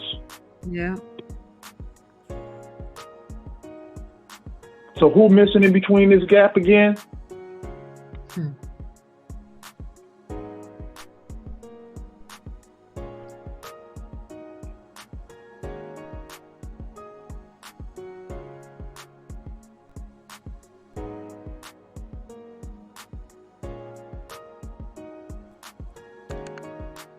Come on, we were them people to state property years. We were them people to bling bling era. We were them teenagers and young adults now to belly. Come on. It's interesting because it's like, how can you complain about being removed when basically we didn't even know you were there? Yeah.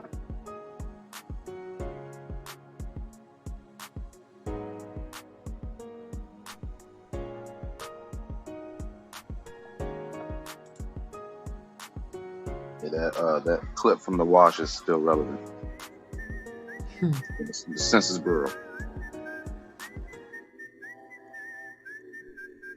Gabby, you want to finish reading the article?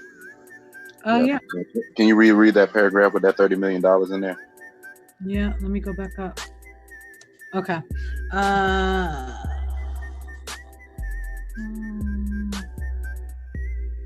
Okay. The effort, which has been discussed for years, finally got underway last year. Norfolk won a $30 million grant from HUD to help with the first phase of redevelopment.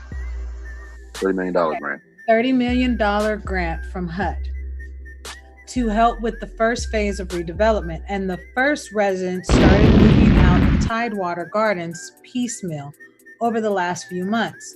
Now residents are asking a federal judge to hold move-outs of the public housing residents and to order the development of a new location and redevelopment plan that conforms with federal law and administration rules. So far, the process has not been fair. And that's why we had to file this suit. Yvonne Bryant's, a Tidewater Gardens resident and plaintiff named in the case, said in a statement, "We need the truth and not the runaround." Stop Representative, Stop for a second before you do that. This is something that was this is something else that was missed because of a big number. I'm gonna go back up to the second paragraph, second sentence. Now I'm gonna see if y'all catch it this time. Norfolk won a $30 million grant from HUD to help with the first phase of redevelopment, and the first residents started moving out of Tidewater Gardens piecemeal over the last few months. What part is important that is missing? Was missed.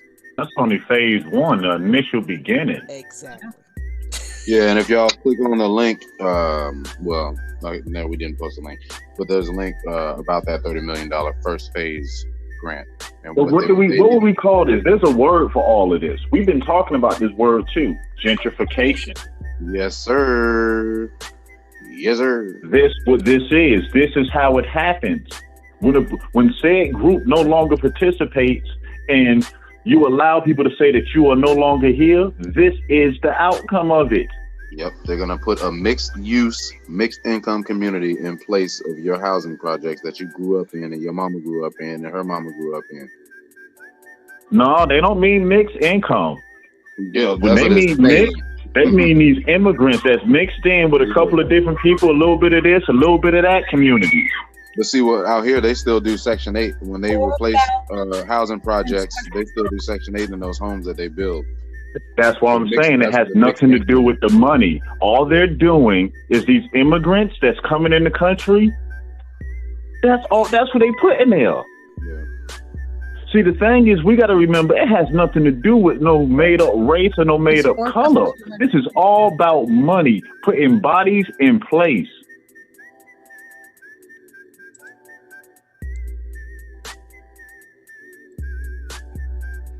You think these people care about color? That's the illusion. They're getting paid off of servicing people who have needs. They don't care if you was purple. If they're going to get paid to service you, guess what they're going to do? Now, the trick is teach everybody else that has something to do with color so you don't see what's really going on.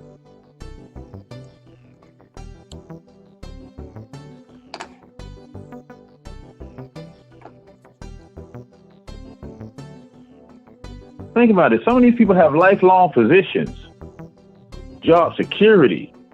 You're going to make sure. They're going to make sure you will always have funding. If you always have a group that needs to be serviced, you always need funding. You always need government support. There will always be HUD grants. Even if we fade out and we don't participate, they will bring in another group to take our place, and they will. It's happening. Think about it. All of us know that we were never the majority when it came to food stamps and low income. We're not the majority when it comes to the poor in America. Never been. Facts, facts, facts.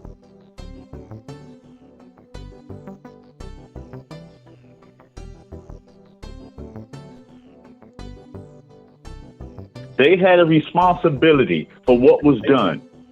And laws and acts were set into place, and we helped them get out of their end of the bargain.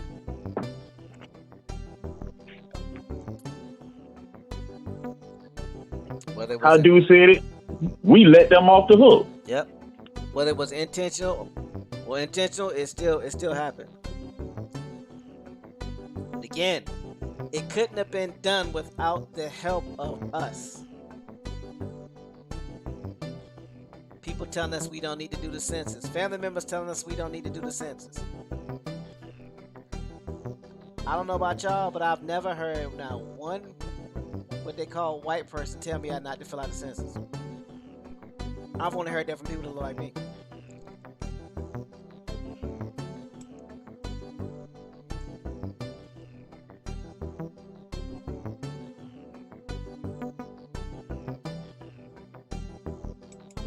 Then now here's the things: representatives from both HUD and local housing authority, and representatives from both the local housing authority and HUD said they were not aware of the filing when contacted by a reporter Monday and declined to comment. This means these people did not go through the proper reporting situation. They did not let HUD know what's going on. Go ahead, Gabrielle. Can you hear me? Because I know I had to shut some windows down. Stuff was acting wonky over here. Apparently, the residents knew, but they weren't expected to move out so soon. They weren't expected to move out until the summer, the following. So I guess the summer of. Don't even sugarcoat it for them. Let's don't even sugarcoat it for them. We know exactly what happened. People knew and people sat on their butt. And then when they realized they had to move, they went down there yelling and screaming instead of following the proper channels. Let's don't even sugarcoat it no more, y'all. Yeah, they're actually. No sob story. I just posted it with how it's going. Yeah, they're actually moving 4,200 people. Phase 1 is to empty out the area. Phase 2, move outs. Because of this lawsuit, the move outs have been delayed. The phase 2 is, I guess, another urban area housing development to empty that out. I don't know how close it is to. Gabrielle, they can empty all of them out. They can sit back and move the whole population they had on there. I won't shed a tear. And I'm saying that to say this. What we have to pay attention to, forget what's happening. How did it happen? What led to it? See, if we spend so much time looking at, people got to move and this and that, we're going to keep making the same mistakes over and over and over. The mistake here is these are the consequences of not participating. These are the consequences of not taking responsibility. That's what this is. Oh, the woman that's heading it, she has been trying to get the residents to understand and utilize the resources, but they don't do it. Yeah. So again, who does this fall back on? Who does this fall back on? Yeah. See, that's what I mean. Sometimes, yes, things happen and we cannot get emotional and get blind to realize the responsibility was dropped here. So we have to stop letting people off the hook, even ourselves. Stop letting people put stuff out there and we run and get emotional without realizing, hold on, these people knew, these people ain't doing anything, they ain't participating in the census, they not going to the meetings, the lady going crazy trying to get people, and they ain't showing up. Now we all supposed to show up and help them now that they waited till it's way too late? No. This didn't just happen overnight. This was something. Exactly, that's what I'm saying. Yeah, it's saying. What we're supposed to take from this story, every last one of us who hearing this story, is supposed to let us know why it's important to be involved in our communities now, not tomorrow, now.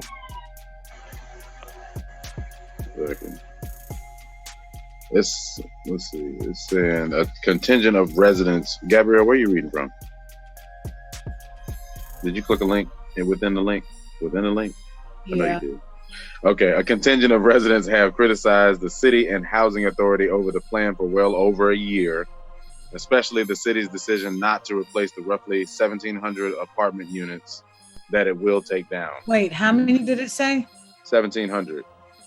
Instead, the redeveloped St. Paul's will include several hundred rental units reserved for St. Paul's families to return and will rely on housing choice vouchers, also known as Section 8 vouchers, to house the rest of the 4,200 residents. Here's the thing, the link on the link, within the link, what they did was they gave them an option. There is a program called People First in the area. They I guess it's some type of, it's, I guess, resources and programs to help the residents become homeowners or whatnot. Nobody really got involved. So now they're issuing out Section 8 vouchers to them. Exactly, because if you do not access Section 3 and the funding that's there from Section 3, what's next? Why would they keep dumping funding into something that nobody's standing up and using? Right. That's why I say again, it falls back on who. So this says this is the crux of the legal complaint. Basically, the filing argues that because of the housing market conditions in Norfolk and Hampton Roads, HUD shouldn't even allow the housing authority to substitute vouchers for brick and mortar one-to-one replacement of units. If it does, the complaint says families, almost entirely black, will be displaced from the St. Paul's area, forcing those residents into affordable housing elsewhere. In Virginia, landlords can refuse to accept vouchers in place of rent payments, and the filing cites several local examples to argue that it's largely impossible to find affordable housing or voucher accepting rentals that aren't in poor neighborhoods segregated by race. In other words, St. Paul's residents would effectively be trading one poor black neighborhood for another. That would be my question is. Direct. I bet you if you go back to the 2010 census, if you was able to pull that information, you would see exactly why that's happening now. Yeah. I mean, we already know that's going to be it. If people are acting like they don't want to be counted or don't get counted or don't go out to the library and grab a census or go online. Well, I think it's online for the first time this go round, but you know what I'm saying. There's plenty of ways. But yeah, we know why the gentrification and the flip is happening and why we're not, involved in that. It says that would be in direct contradiction to both the stated goals of Norfolk's housing authority and the policies of HUD, which are meant to ensure the movement of residents to so-called quote-unquote high opportunity areas. The complaint also says it would violate the Federal Fair Housing Act, which deals with racial housing segregation.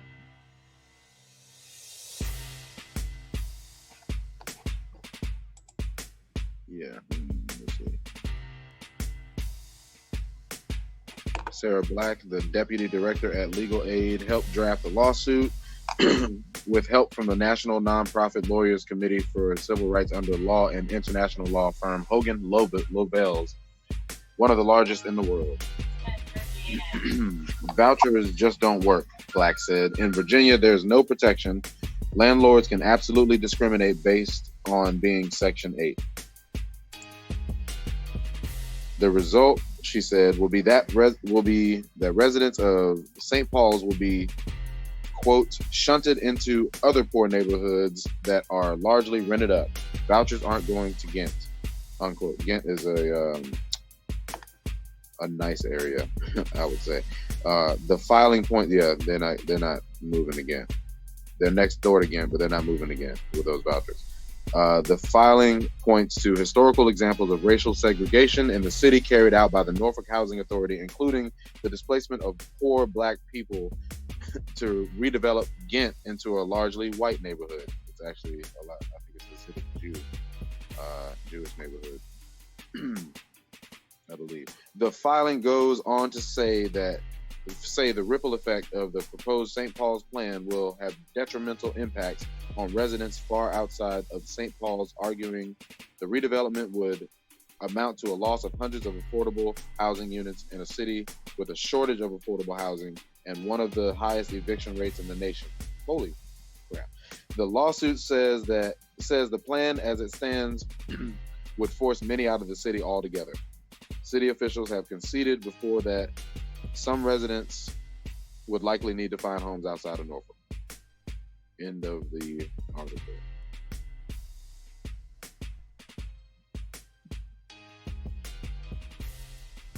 CMH? Yes. They're also going to rezone the school. Of course they're going to rezone the school. All that happened. Low. I'm looking in 2018, summer of 2018, they put this out and they put the maps of the areas that are connected to that St. Paul's area, the schools and the other neighborhoods that they're not only they're moving everyone. I don't know where they're moving everybody to, but they're dealing with at least 3 different neighborhoods. So yeah, phase 1 is this neighborhood, phase 2 are the other neighborhoods.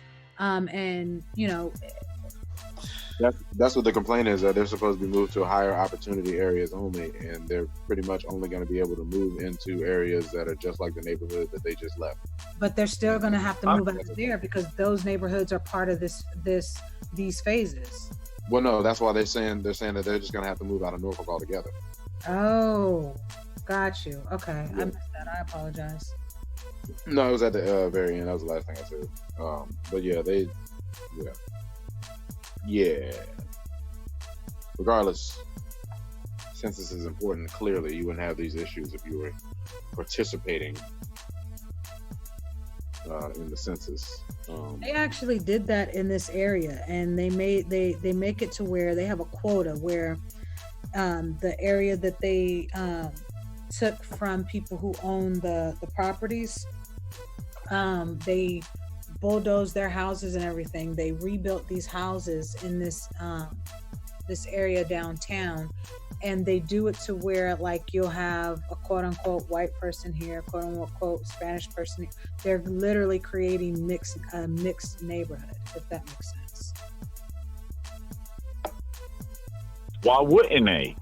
Because still, once they move you out and these other people come in, they still can use HUD Section 3 and get benefits. I'm going to keep saying until people get it. It has nothing to do with race or color. It has to do with money. Yeah. Anybody that can fit up under their HUD 3 funding, they will put in your place if you let it play out. Yeah. Don't participate, because you got to realize if you're not participating, you costing your city money, you costing your town money. Them people ain't. Man, people need to wake up and realize how this really works. Mm-hmm. Are people aware that they have in their own neighborhoods, in their own communities, local planning and advisory committees, zoning and planning commissions, zoning and planning committees? Where do they think these zoning and planning committees come from? Where do they think this data comes from? What do they think these plans are for? What do they think the zones that they put together, where does that information come from? It comes from the census. This plan was put in place over 20 years ago. It's public information. Let me show you this. You can go to your area, normally where your main library is in your local area, and you can see the census plans of the redevelopment 10 to 15 years before they start working. That's how open it is.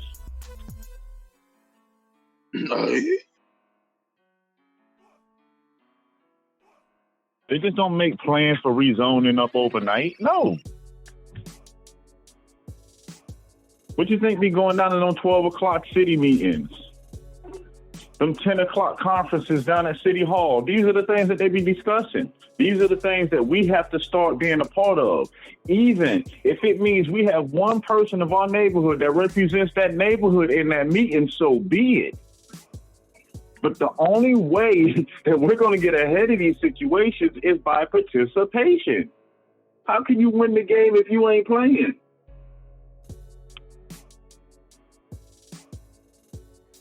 You ain't Debo. You can't do that. And he got knocked out by the time the movie was over. Yeah, man.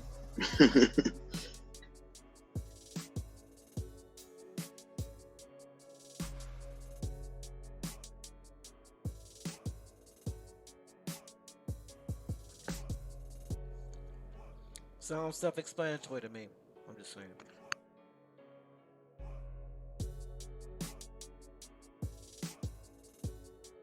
And to the point, it gets up under my skin at times. I'm like, how much more do we have to see to realize what is the consequences when we don't act? I mean,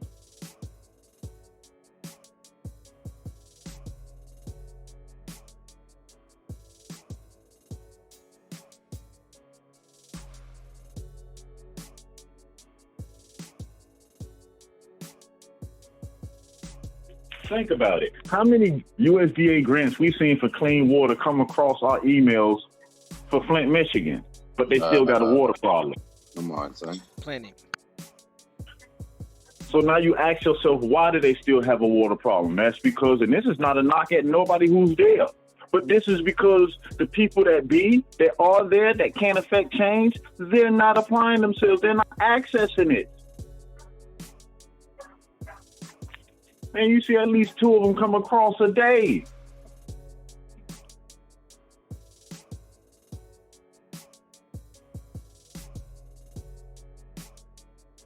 Yeah, I watched the chef this rising access the USDA grant. He been over there in Puerto Rico getting paid to cook these people food.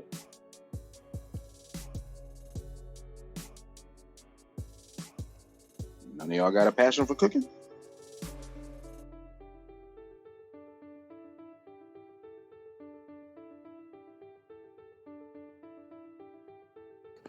I mean, even in the food videos, what the young sister let us know, you can go to your local schools. Most of them even know about this already and have community gardens in partnership with the schools, with your city parks. See, again, a lot of the situations we are in because we as a people are not moving. We as a people are not applying this information.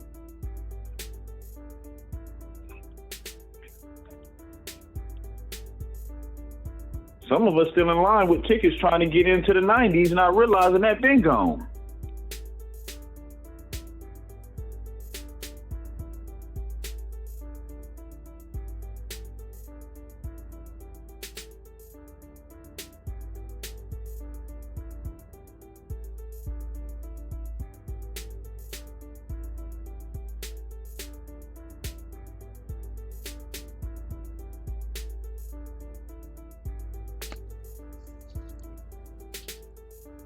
What I found interesting is after we read that there's a complaint department for HUD, and we know how HUD is about checks and balances. In this article, HUD says they were not aware of it.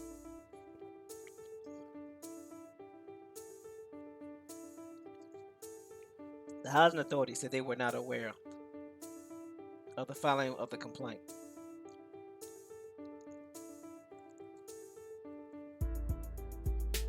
So did somebody not inform them of what was going on? Think about it. You don't have no rebuttal from the people saying that we told them.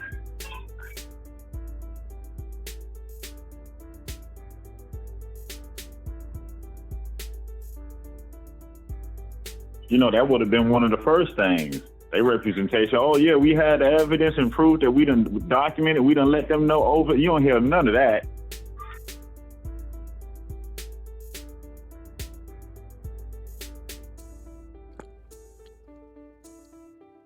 In cross-examination, one of the first questions they're going to ask, did you get in contact with your housing authority and your HUD administrator to let them know what was going on?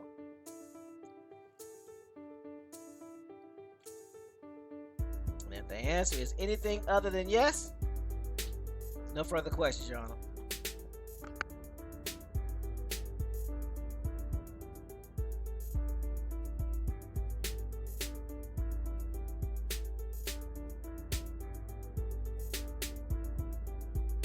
Now, HUD may be forced to do something for public image sake.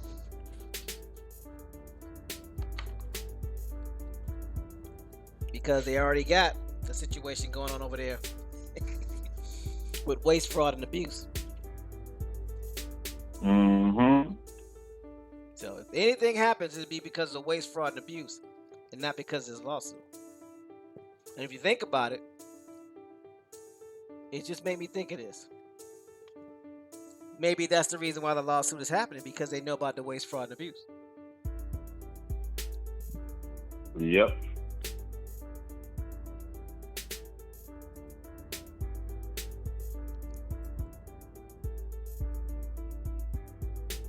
Something to think about. Yeah, because these people living here this whole time, they're representatives. I'm a hush. People need to. Whew. That's what it boils back to. Your representation. If the people that's supposed to be representing you ain't speaking for you, what that tell you need to do?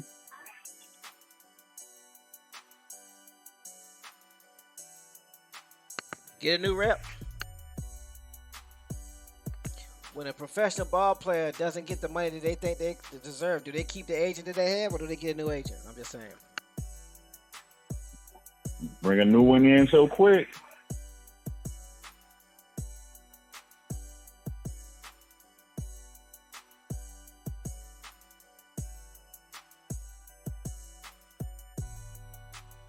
It was something. It's an old saying. It's simple and it's old, but it's so true. You can only get out of the system what you put in.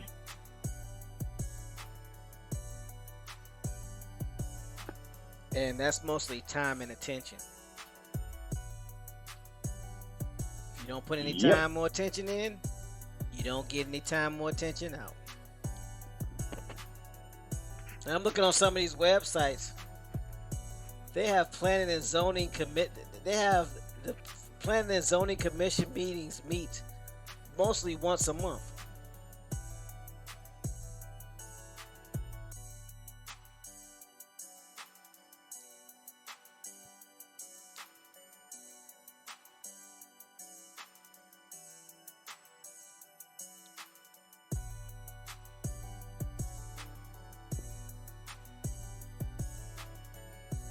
Here's something to think about, people.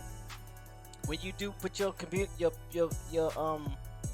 organizations together, one of the things you can do is you can hire some of these individuals who are in this Section 3 resident situation, who are not making a significant amount of income. You can pay them to attend these meetings and take notes and ask questions. Just a thought. Yes, you can.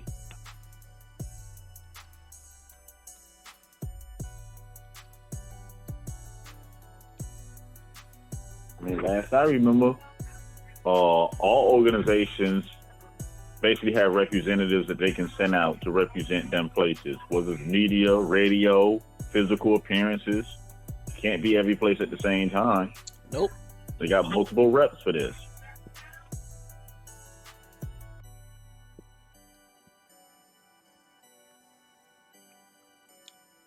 So, something to think about.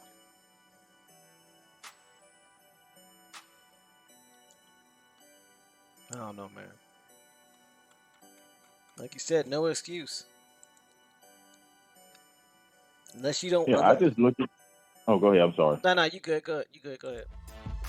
Yeah, I just look at it as an example on the outcome when you don't participate.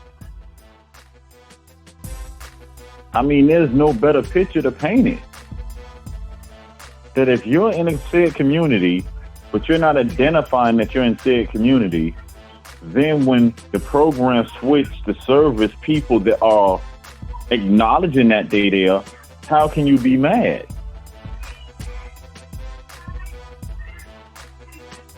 Even if you came out and said, well, somebody told me. No, still at the end of the day, the responsibility falls on us as individuals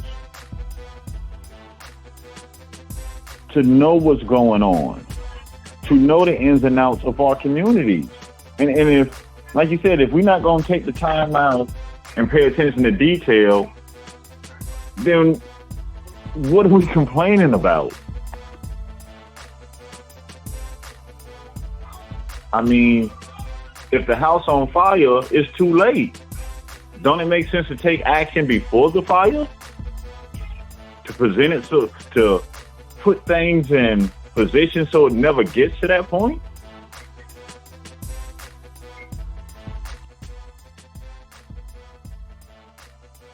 I don't know.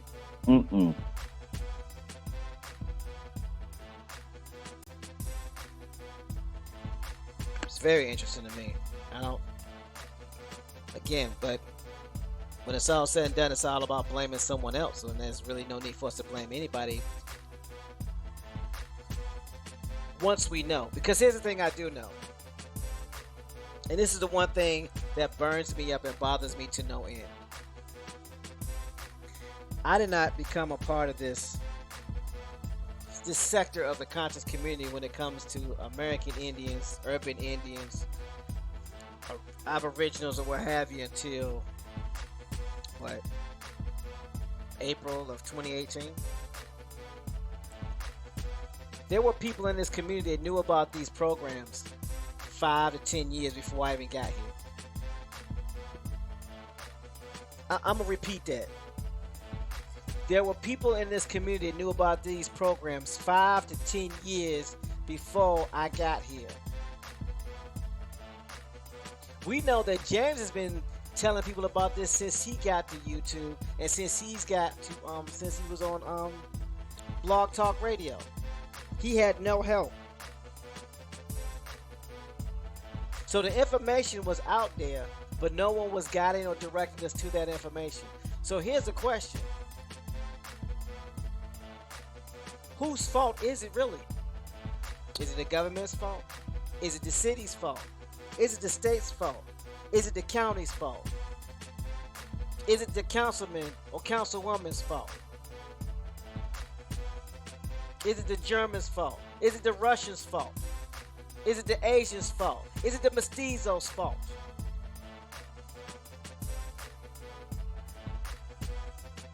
Seven years of being on YouTube, another 5 years of being on Blog Talk Radio, and you have these people in the conscious community, and no one but a handful of people were talking about these programs that have been here since at least 1940.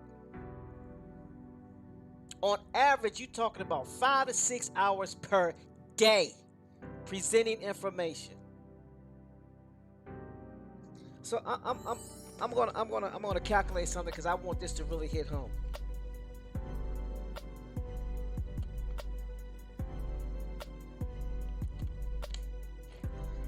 $356 days in a year, right? You multiply that times 5 hours. That's 1,708 hours of being on the internet and providing information in 1 year.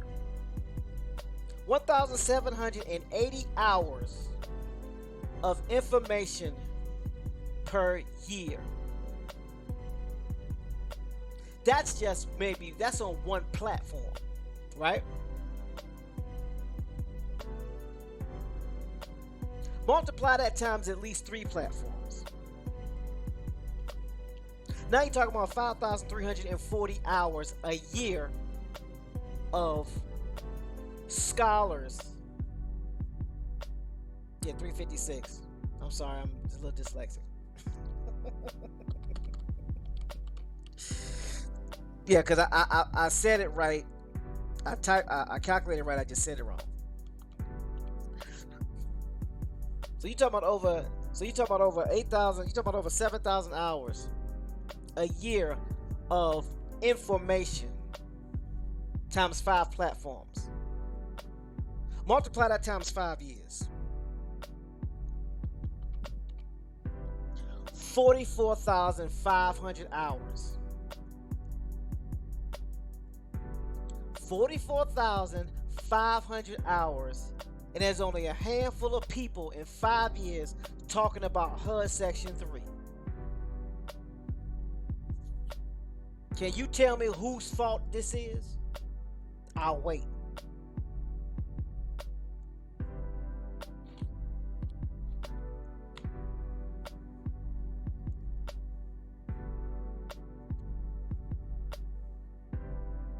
And if the records get subpoenaed and there is a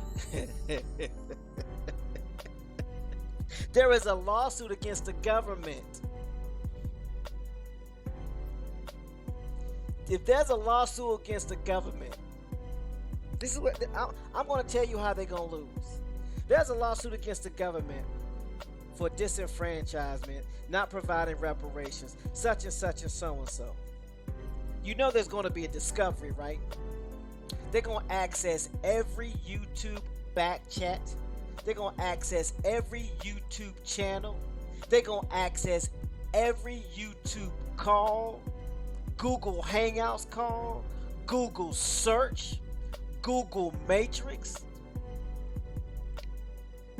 And they're going to ask these individuals that claim Aboriginal, that claim more, they claim anything and say, we see your complaint. We hear your complaint. What did you do with the information that was provided for you to help your community? Because you know lawyers love to ask leading questions, right?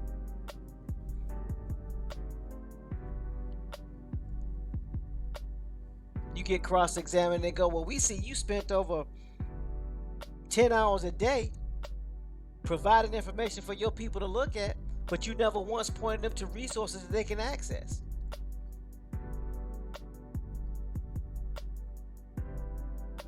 You live in a community where your water is bad. You never once signed up to receive any information on the USDA program. Why not? The moment you go, well, Your Honor, I rest my case. Gavel gonna get slammed. You ain't gonna get jacked, man. You might get countersued, or you might get sent to Ghana. I'm just saying. This is not a game, people. Big Hawk, it won't even be a long lawsuit. It won't have to be a long lawsuit.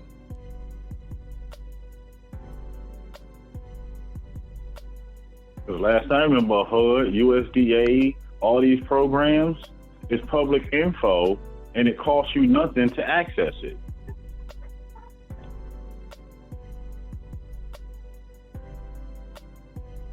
And if people really know law and they understand when you file a suit, there is a countersuit.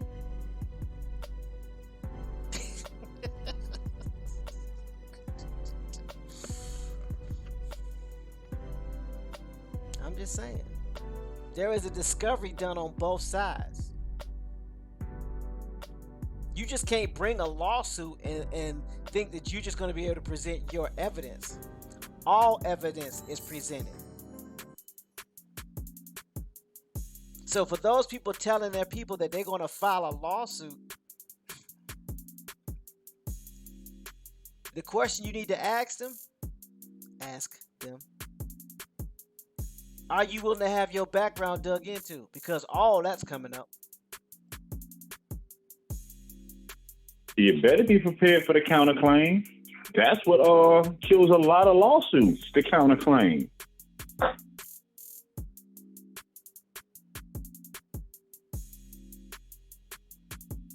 They do a discovery and find out you had some activity dealing with I don't know, sovereign activity. Now you're a terrorist. So when the plaintiffs stop disappearing because they at Guantanamo Bay getting I don't know, interrogated, who's gonna file a suit?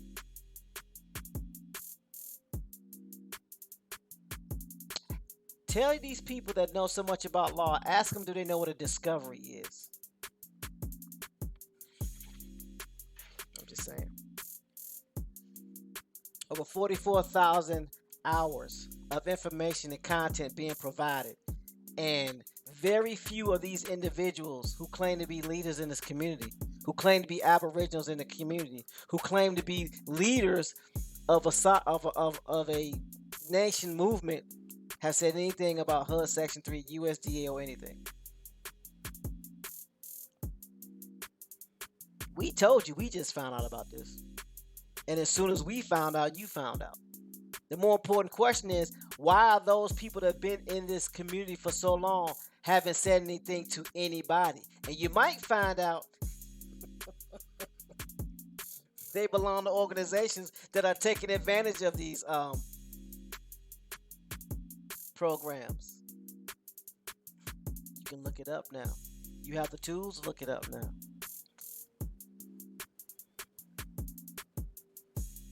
Something to think about. But with that being said, good people, it's time to roll on out and let people get to work and help their communities and do what they do.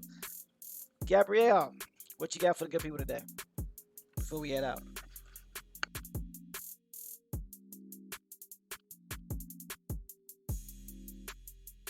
Can you hear me? I sure can.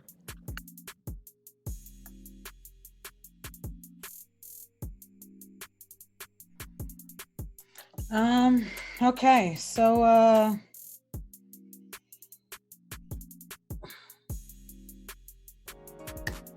Gotta help people, gotta help yourself, gotta be counted, gotta do your part. Again, you can't unhear something once you hear it. You can't unknow something once you know it. You are responsible for all the knowledge that you obtain, all the things that you become aware of. We are all responsible for what we do with it, whether we obtain it and share it, or we obtain it and do nothing with it. Either way, we are responsible for it. There's this story that I heard, I think it was like, I don't know, maybe 15, 20 years ago. I was in church.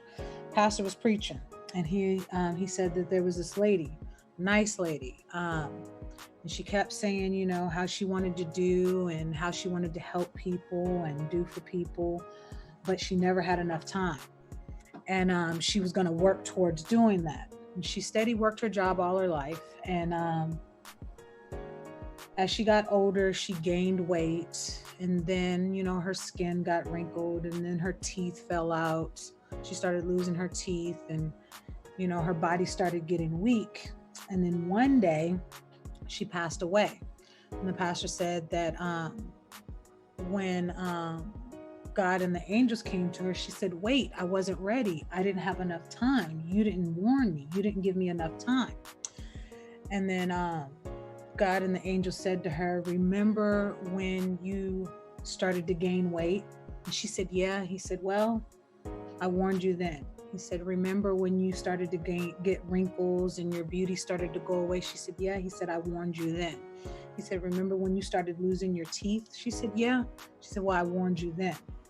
He said, I gave you plenty of time. I gave you plenty of warning that I was coming and that, you know, you were going to pass away. Why didn't you take that time to do something? And she tried to plead, but wait, just let me, you had your time. That story has always stuck with me. And I mean, I'm not getting, I know I didn't tell it as detailed as I heard it, but the point that I got from that was, we make excuses all the time, whether we realize it or not.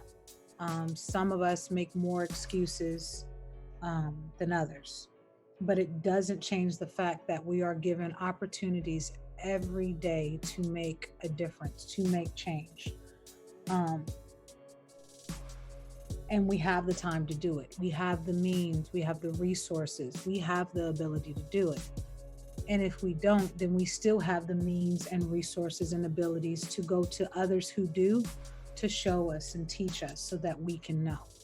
So, being that we are responsible for what we do and don't do, do something, say something, help someone, help yourself so that you can help the next person. We are a community, and things that we see going on around us, as long as we keep just talking, that's all we're doing is talking. Nothing's getting done if we're not going forward and doing stuff. So, yeah.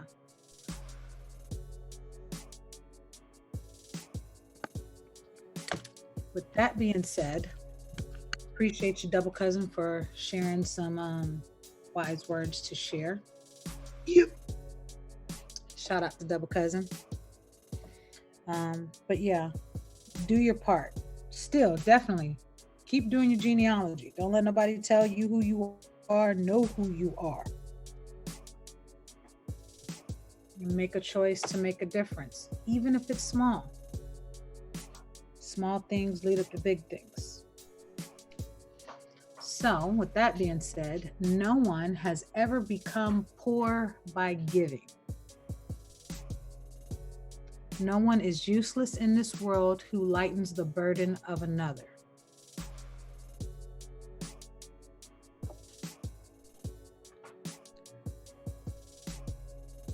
Peace to the panel.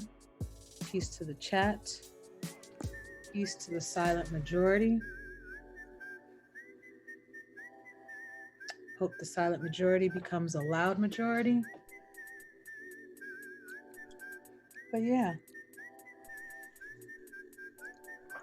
Watto. Really?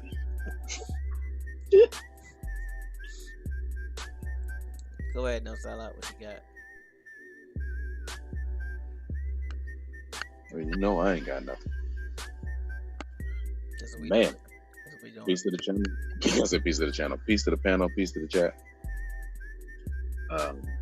I can't wait till tomorrow.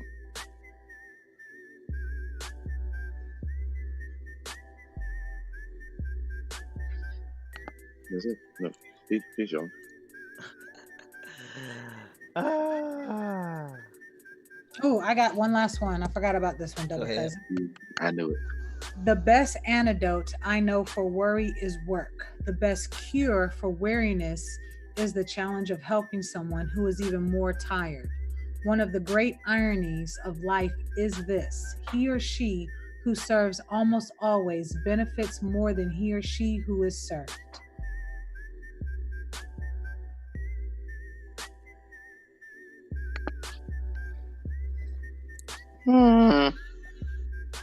Go ahead, finish up. Don't sell out. Questions, comments, concerns, and or corrections, please email us at autonomousAssembly@gmail.com. Check out the website. Check out the radio station. Be prepared for AIM-TV. Hit us up. We got a number 2. TMH will say it. Peace, y'all. Big Hawk says, but what if your last name is Wary? Big Hawk, we already addressed that. There are no such we don't have last names. We have titles. And maybe it wasn't wary. It was being weary, being on the lookout, being conscious of something. You know, be like being a doubting Thomas. Make you sure and prove before I believe you. Something to think about.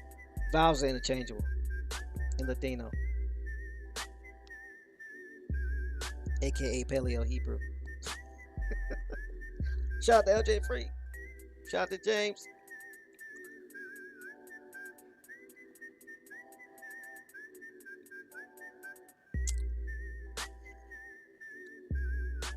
I got links sent to me by I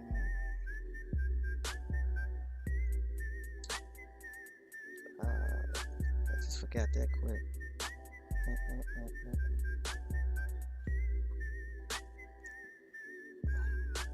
Let's see if I can find out who sent me that link.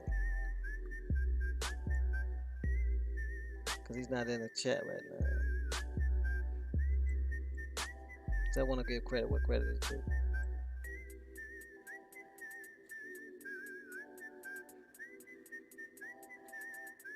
Anyway, I'll give you the credit when I remember. Anyway, this information is also in the forum. And it got me to thinking. We always talk about something, we don't have time, we don't have time, we don't have time. People keep saying they don't have time. And there's a link in the forum talking about the mysteries of 369. It says if you understand the mysteries of 369, you can basically control the universe. I'm paraphrasing. Our time system is. I read that one. Yeah, our time system is structured and based off of, minutes and seconds. And there's if you understand the number system in our ancestors of Mayan culture, you'll understand 3, 6, and 9, and how those numbers operate. 9 is in the 4th dimension. It's time. There are 24 hours in a day, but there's 60 seconds in a minute, 60 minutes in an hour. And if you multiply 60 times 24, that gives you 144 minutes. You put those numbers together, and you end up with 9. 9 is the 4th dimension, which is time. If you are truly of your ancestors, you have nothing but time. So stop wasting it. With that being said, shout out and peace to the subscribers to the autochthonousassembly.com website. The YouTube subscribers to Cal Grand Rising YouTube and to Hitachi's Assembly YouTube channels. Peace and Grand Rising to the silent majority. Just because you're silent don't mean you're invisible. You can speak loudly without saying a word. Remember, before something becomes a law, there has to be an act. Just so you know, there has to be an act. Action is what causes movement. Movement is what causes noise. Thus, it breaks the silence. You can say a lot without using words. So, remember, everything that we do is for helping people understand and get closer and do their genealogy. The information that we're putting forth now is highlighting the importance of the census and filling out your census paperwork. Become a census taker. Help your community out. You'll also be able to find out how those census records are used in HUD. With this information that we're providing, we're going to continue to provide this information until the census closes out in April. So if the census is not something you want to be bothered with, then you can come back and check up on us in May.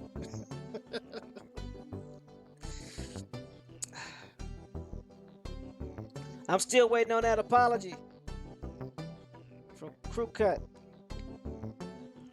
You owe James Flames an apology for defamation of character and slander.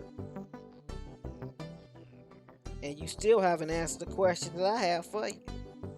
At least I'm asking a question. I'm not making an accusation, because I do have proof that you claimed on numerous occasions for numerous months that you was part of Coosa Nation, which has been proven to be affiliated with HEMOC. So Crew Cut, Coach Crew Cut, as you were once called, or may still be called, who affiliates with Phoenix Moon, does production. Drop that hot song at the beginning. Crew Cut, are you still affiliated with Coosa Nation, who is affiliated with HEMOC, who has caused our chief warhorse great pain and angst to her and her tribe unnecessarily? If you are associated with Coosa Nation's Crew Cut, and you are affiliated with Phoenix Moon, and Phoenix is trying to help Chief Warhorse, what back door, Coach, are you trying to open? And how are you different, or any different, than any of the Indians who betrayed our people a long time ago? Your silence is telling, bro. It's very telling. If you're waiting for somebody to come here and shut me up, you're gonna be waiting a long time, bro.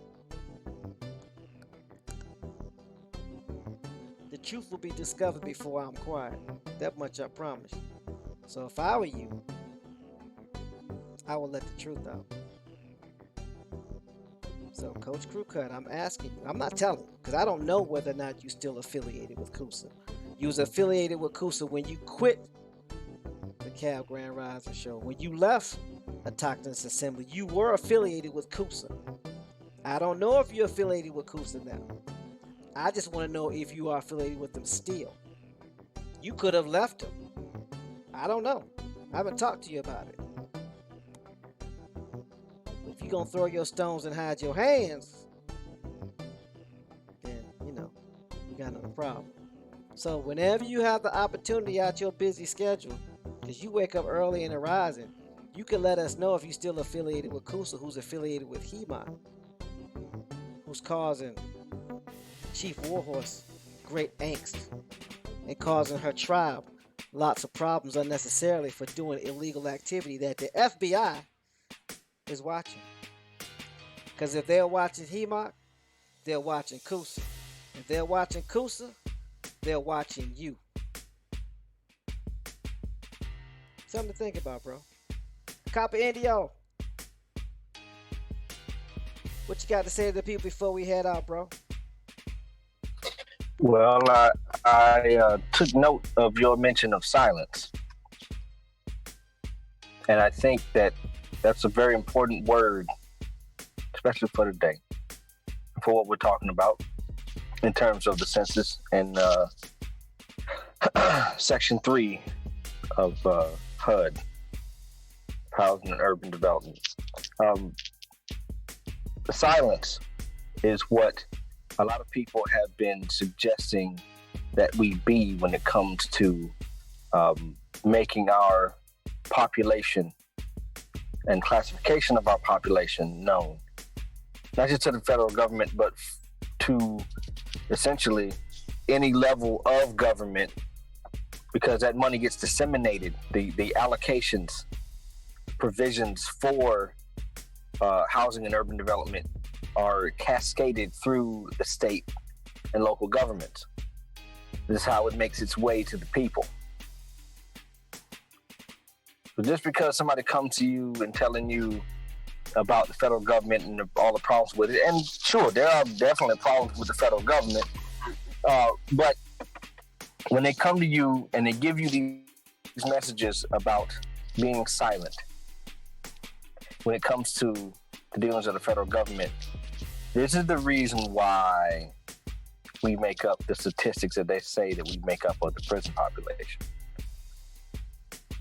Nobody makes a connection to that. But what are these funds going to? How are our school systems getting funded? Remember, not all of it comes from the state and local level.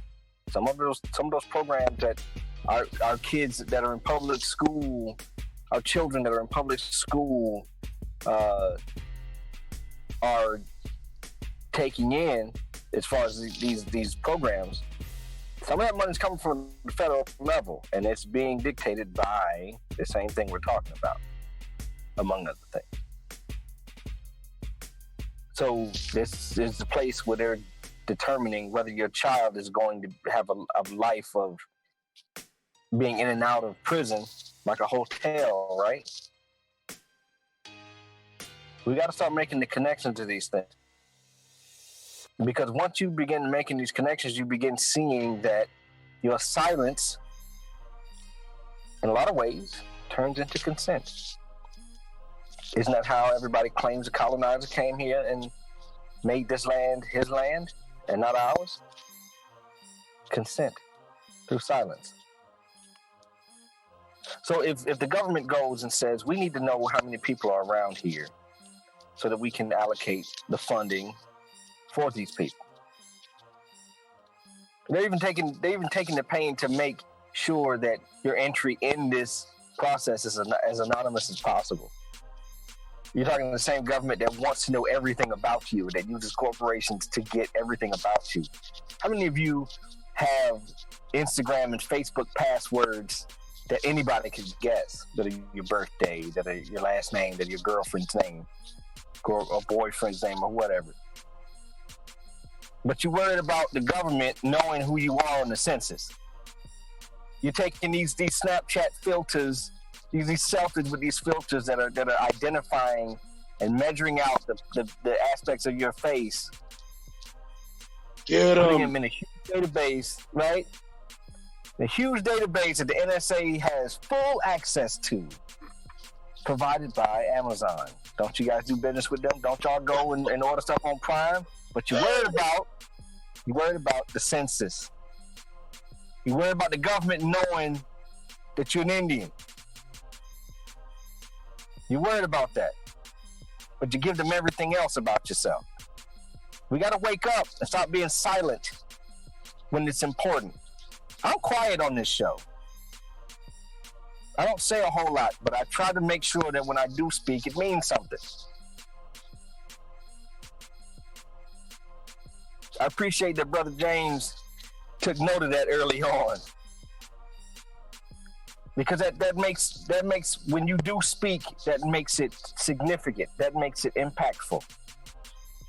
And when the time comes for you to declare who you are, instead of looking for a handout, instead of looking for free money, instead of looking for this and for that, all the other stuff that everybody covets and is after all the time, Why can't we stand up and say, I am this?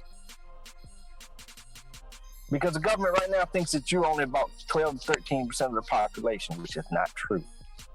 But why do they think this? They think this because of how many people stay silent. And because you stay silent, a lot of money that would be allocated to you is going to other people. The same people you're complaining about. The same people you're saying that have privilege. Somehow have some kind of privilege that you don't have. They don't have any privilege that you don't. Your neighbors don't have privilege that you don't have because they look different from you. But their people speak when they need to speak. We cannot remain silent when the time comes for us to represent ourselves.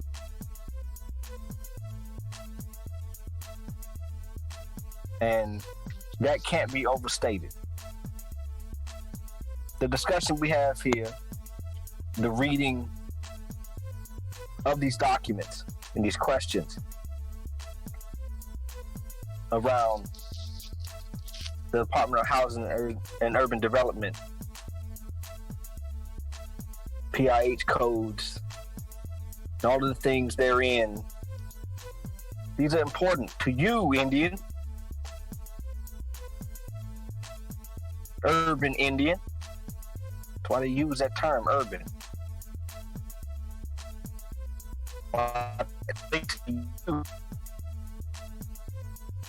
So if you're starving, like most people are, for capital, for income, for opportunity, why stay silent? When it comes time to declare that you need access to these things to help your community, why are we sitting back waiting on reparations? Why are we sitting back waiting for somebody to just give us something? Speak up. Ask and you shall receive. And part of how you ask is telling the government, hey, look, there's X amount of urban Indians in this place. They can fund everything else. They can send trillions of dollars overseas to wage war every year. So why stay silent as they do that and give nothing to your community?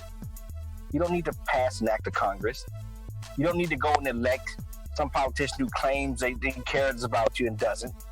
Just want your vote. You don't need to do any of that. You just need to stand up and say, I'm one of these people in this area.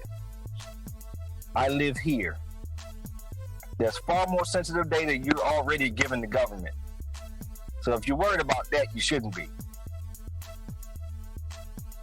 But I'll leave it with that. I think I've said enough on the subject. Now yield the mic.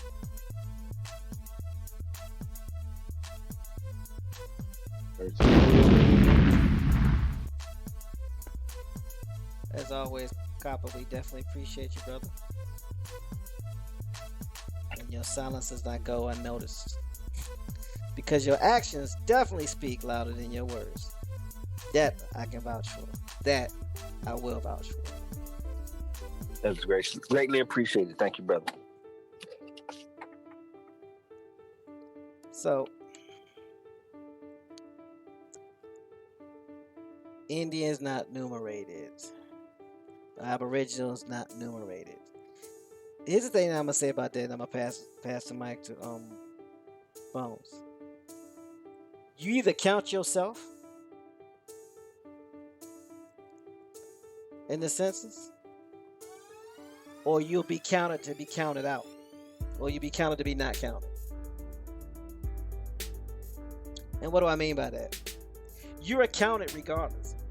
Whether you are part of the census or not, you are counted regardless. The moment you put your name on a declaration, or you make a declaration, you're counted. The moment you fill out a form to change your social security number, you're counted. The moment you renounce your social security, your birth certificate, or you verify your birth certificate, you're counted.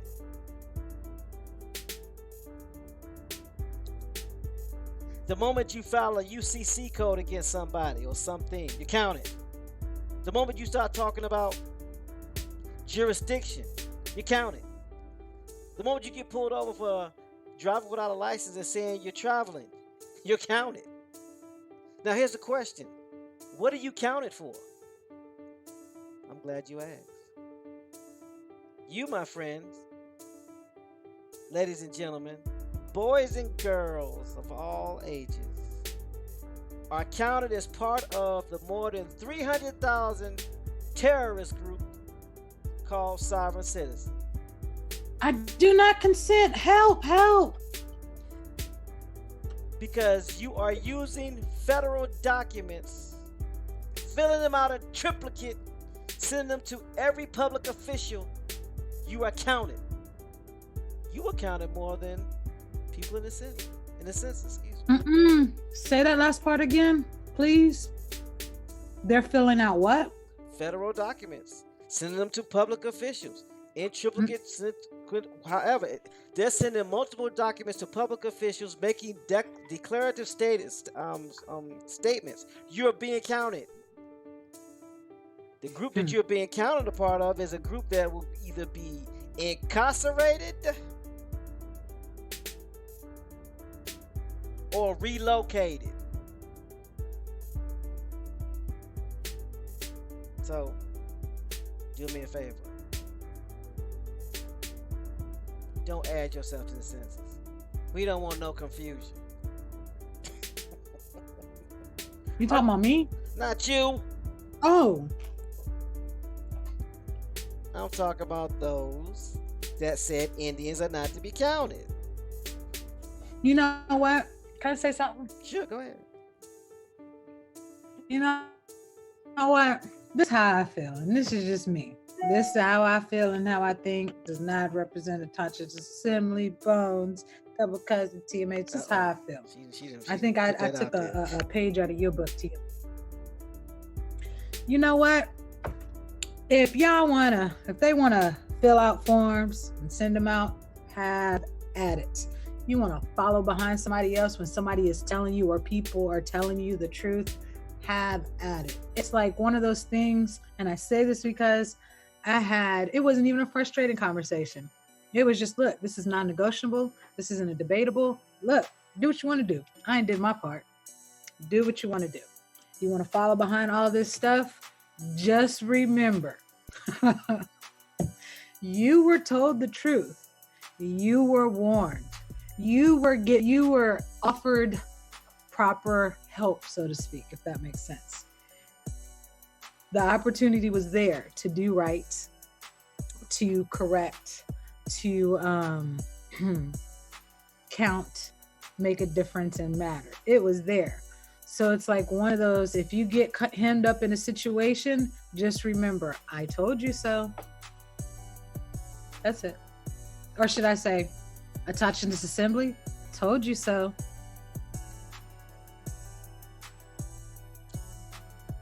Well, I think I said enough. So, Bones H. McCoy, do what you do, bro. Take us up out of here. I'm become a part of the mutants. I'm out. No problem. Again, appreciate all the work that everyone on the panel put in to make another great Rising show. Appreciate the active chat every Rising and the silent majority. I'm going to leave with what everyone was touching on. Silence. If history does not have enough reminders on what happens when we remain silent, then what are we reading? You can study all the movements that came before our time. And the biggest problem, what really killed them in the end? Silence. That when you look back at a Malcolm X or Martin Luther King, and you look at how many of our ancestors supported, there was way more that remained silent that didn't. So moving forward, to my American Indians, let's make the choice to no longer remain silent. Let's make the conscious choice to let our actions and our movement speak louder than our words. Let's make sure that we leave the blueprint for 7 generations to come, so they never have to go through this again. So let's continue to keep putting in the work. Let's continue to keep spreading this information about programs that are here to help us, that we can use to help ourselves, that we can become self-sufficient. Let's continue to keep working on genealogy, so everyone who wants to know who they are can know who they are. Take the time out to keep talking to family members. Take the time out to keep working with each other, to keep unlocking new doors. Because together, this is our story. So till we link up again to do the next Riders and Show, remember that we love you, and peace.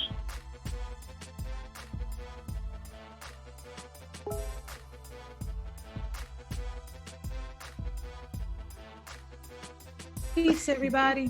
What? Look, that's 2 days. I was waiting for you. I'm waiting for you. And as soon as I say something, you say something. You know what? Yeah, I forgot. I was supposed to let you do your salivations first, and then I do my salivations. Nope. I go last on that part. No, you said you wanted to go first. You know what? That's on everything else. That sounds like a lot of drool. Peace, y'all. Just put a napkin on it. Peace. Just put a napkin on it. Well, Mike, the only person I know who teeth got a raincoat. I'm just saying.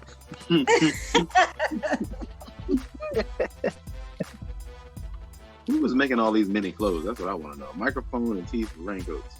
Is that an industry we can tap into? That's a Section 3 industry.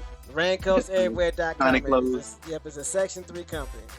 Raincoats everywhere. Raincoatseverywhere.com. Raincoats everywhere we go. Featuring Wet Mike. I only got a wet mic. Is that nice? Yes. That's what he was nasty now. Yeah. Suck it to me. Nas was actually part of a duo. Y'all didn't know that. It was Nasty Nas and Wet Mike. That was the crew.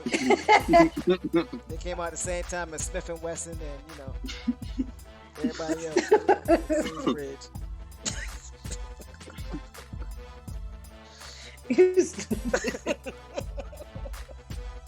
I'm just saying.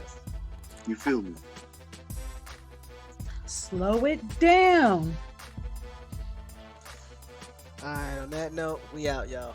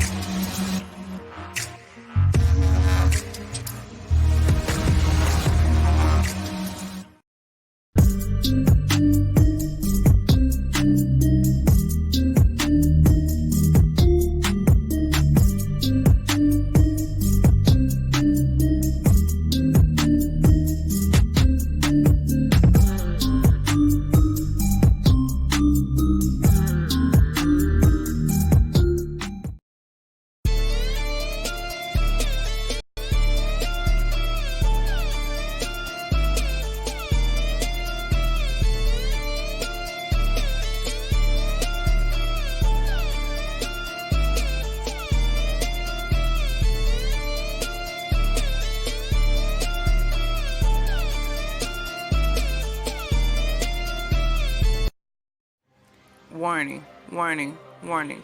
Hard hats, pickaxe, shovels, boots required.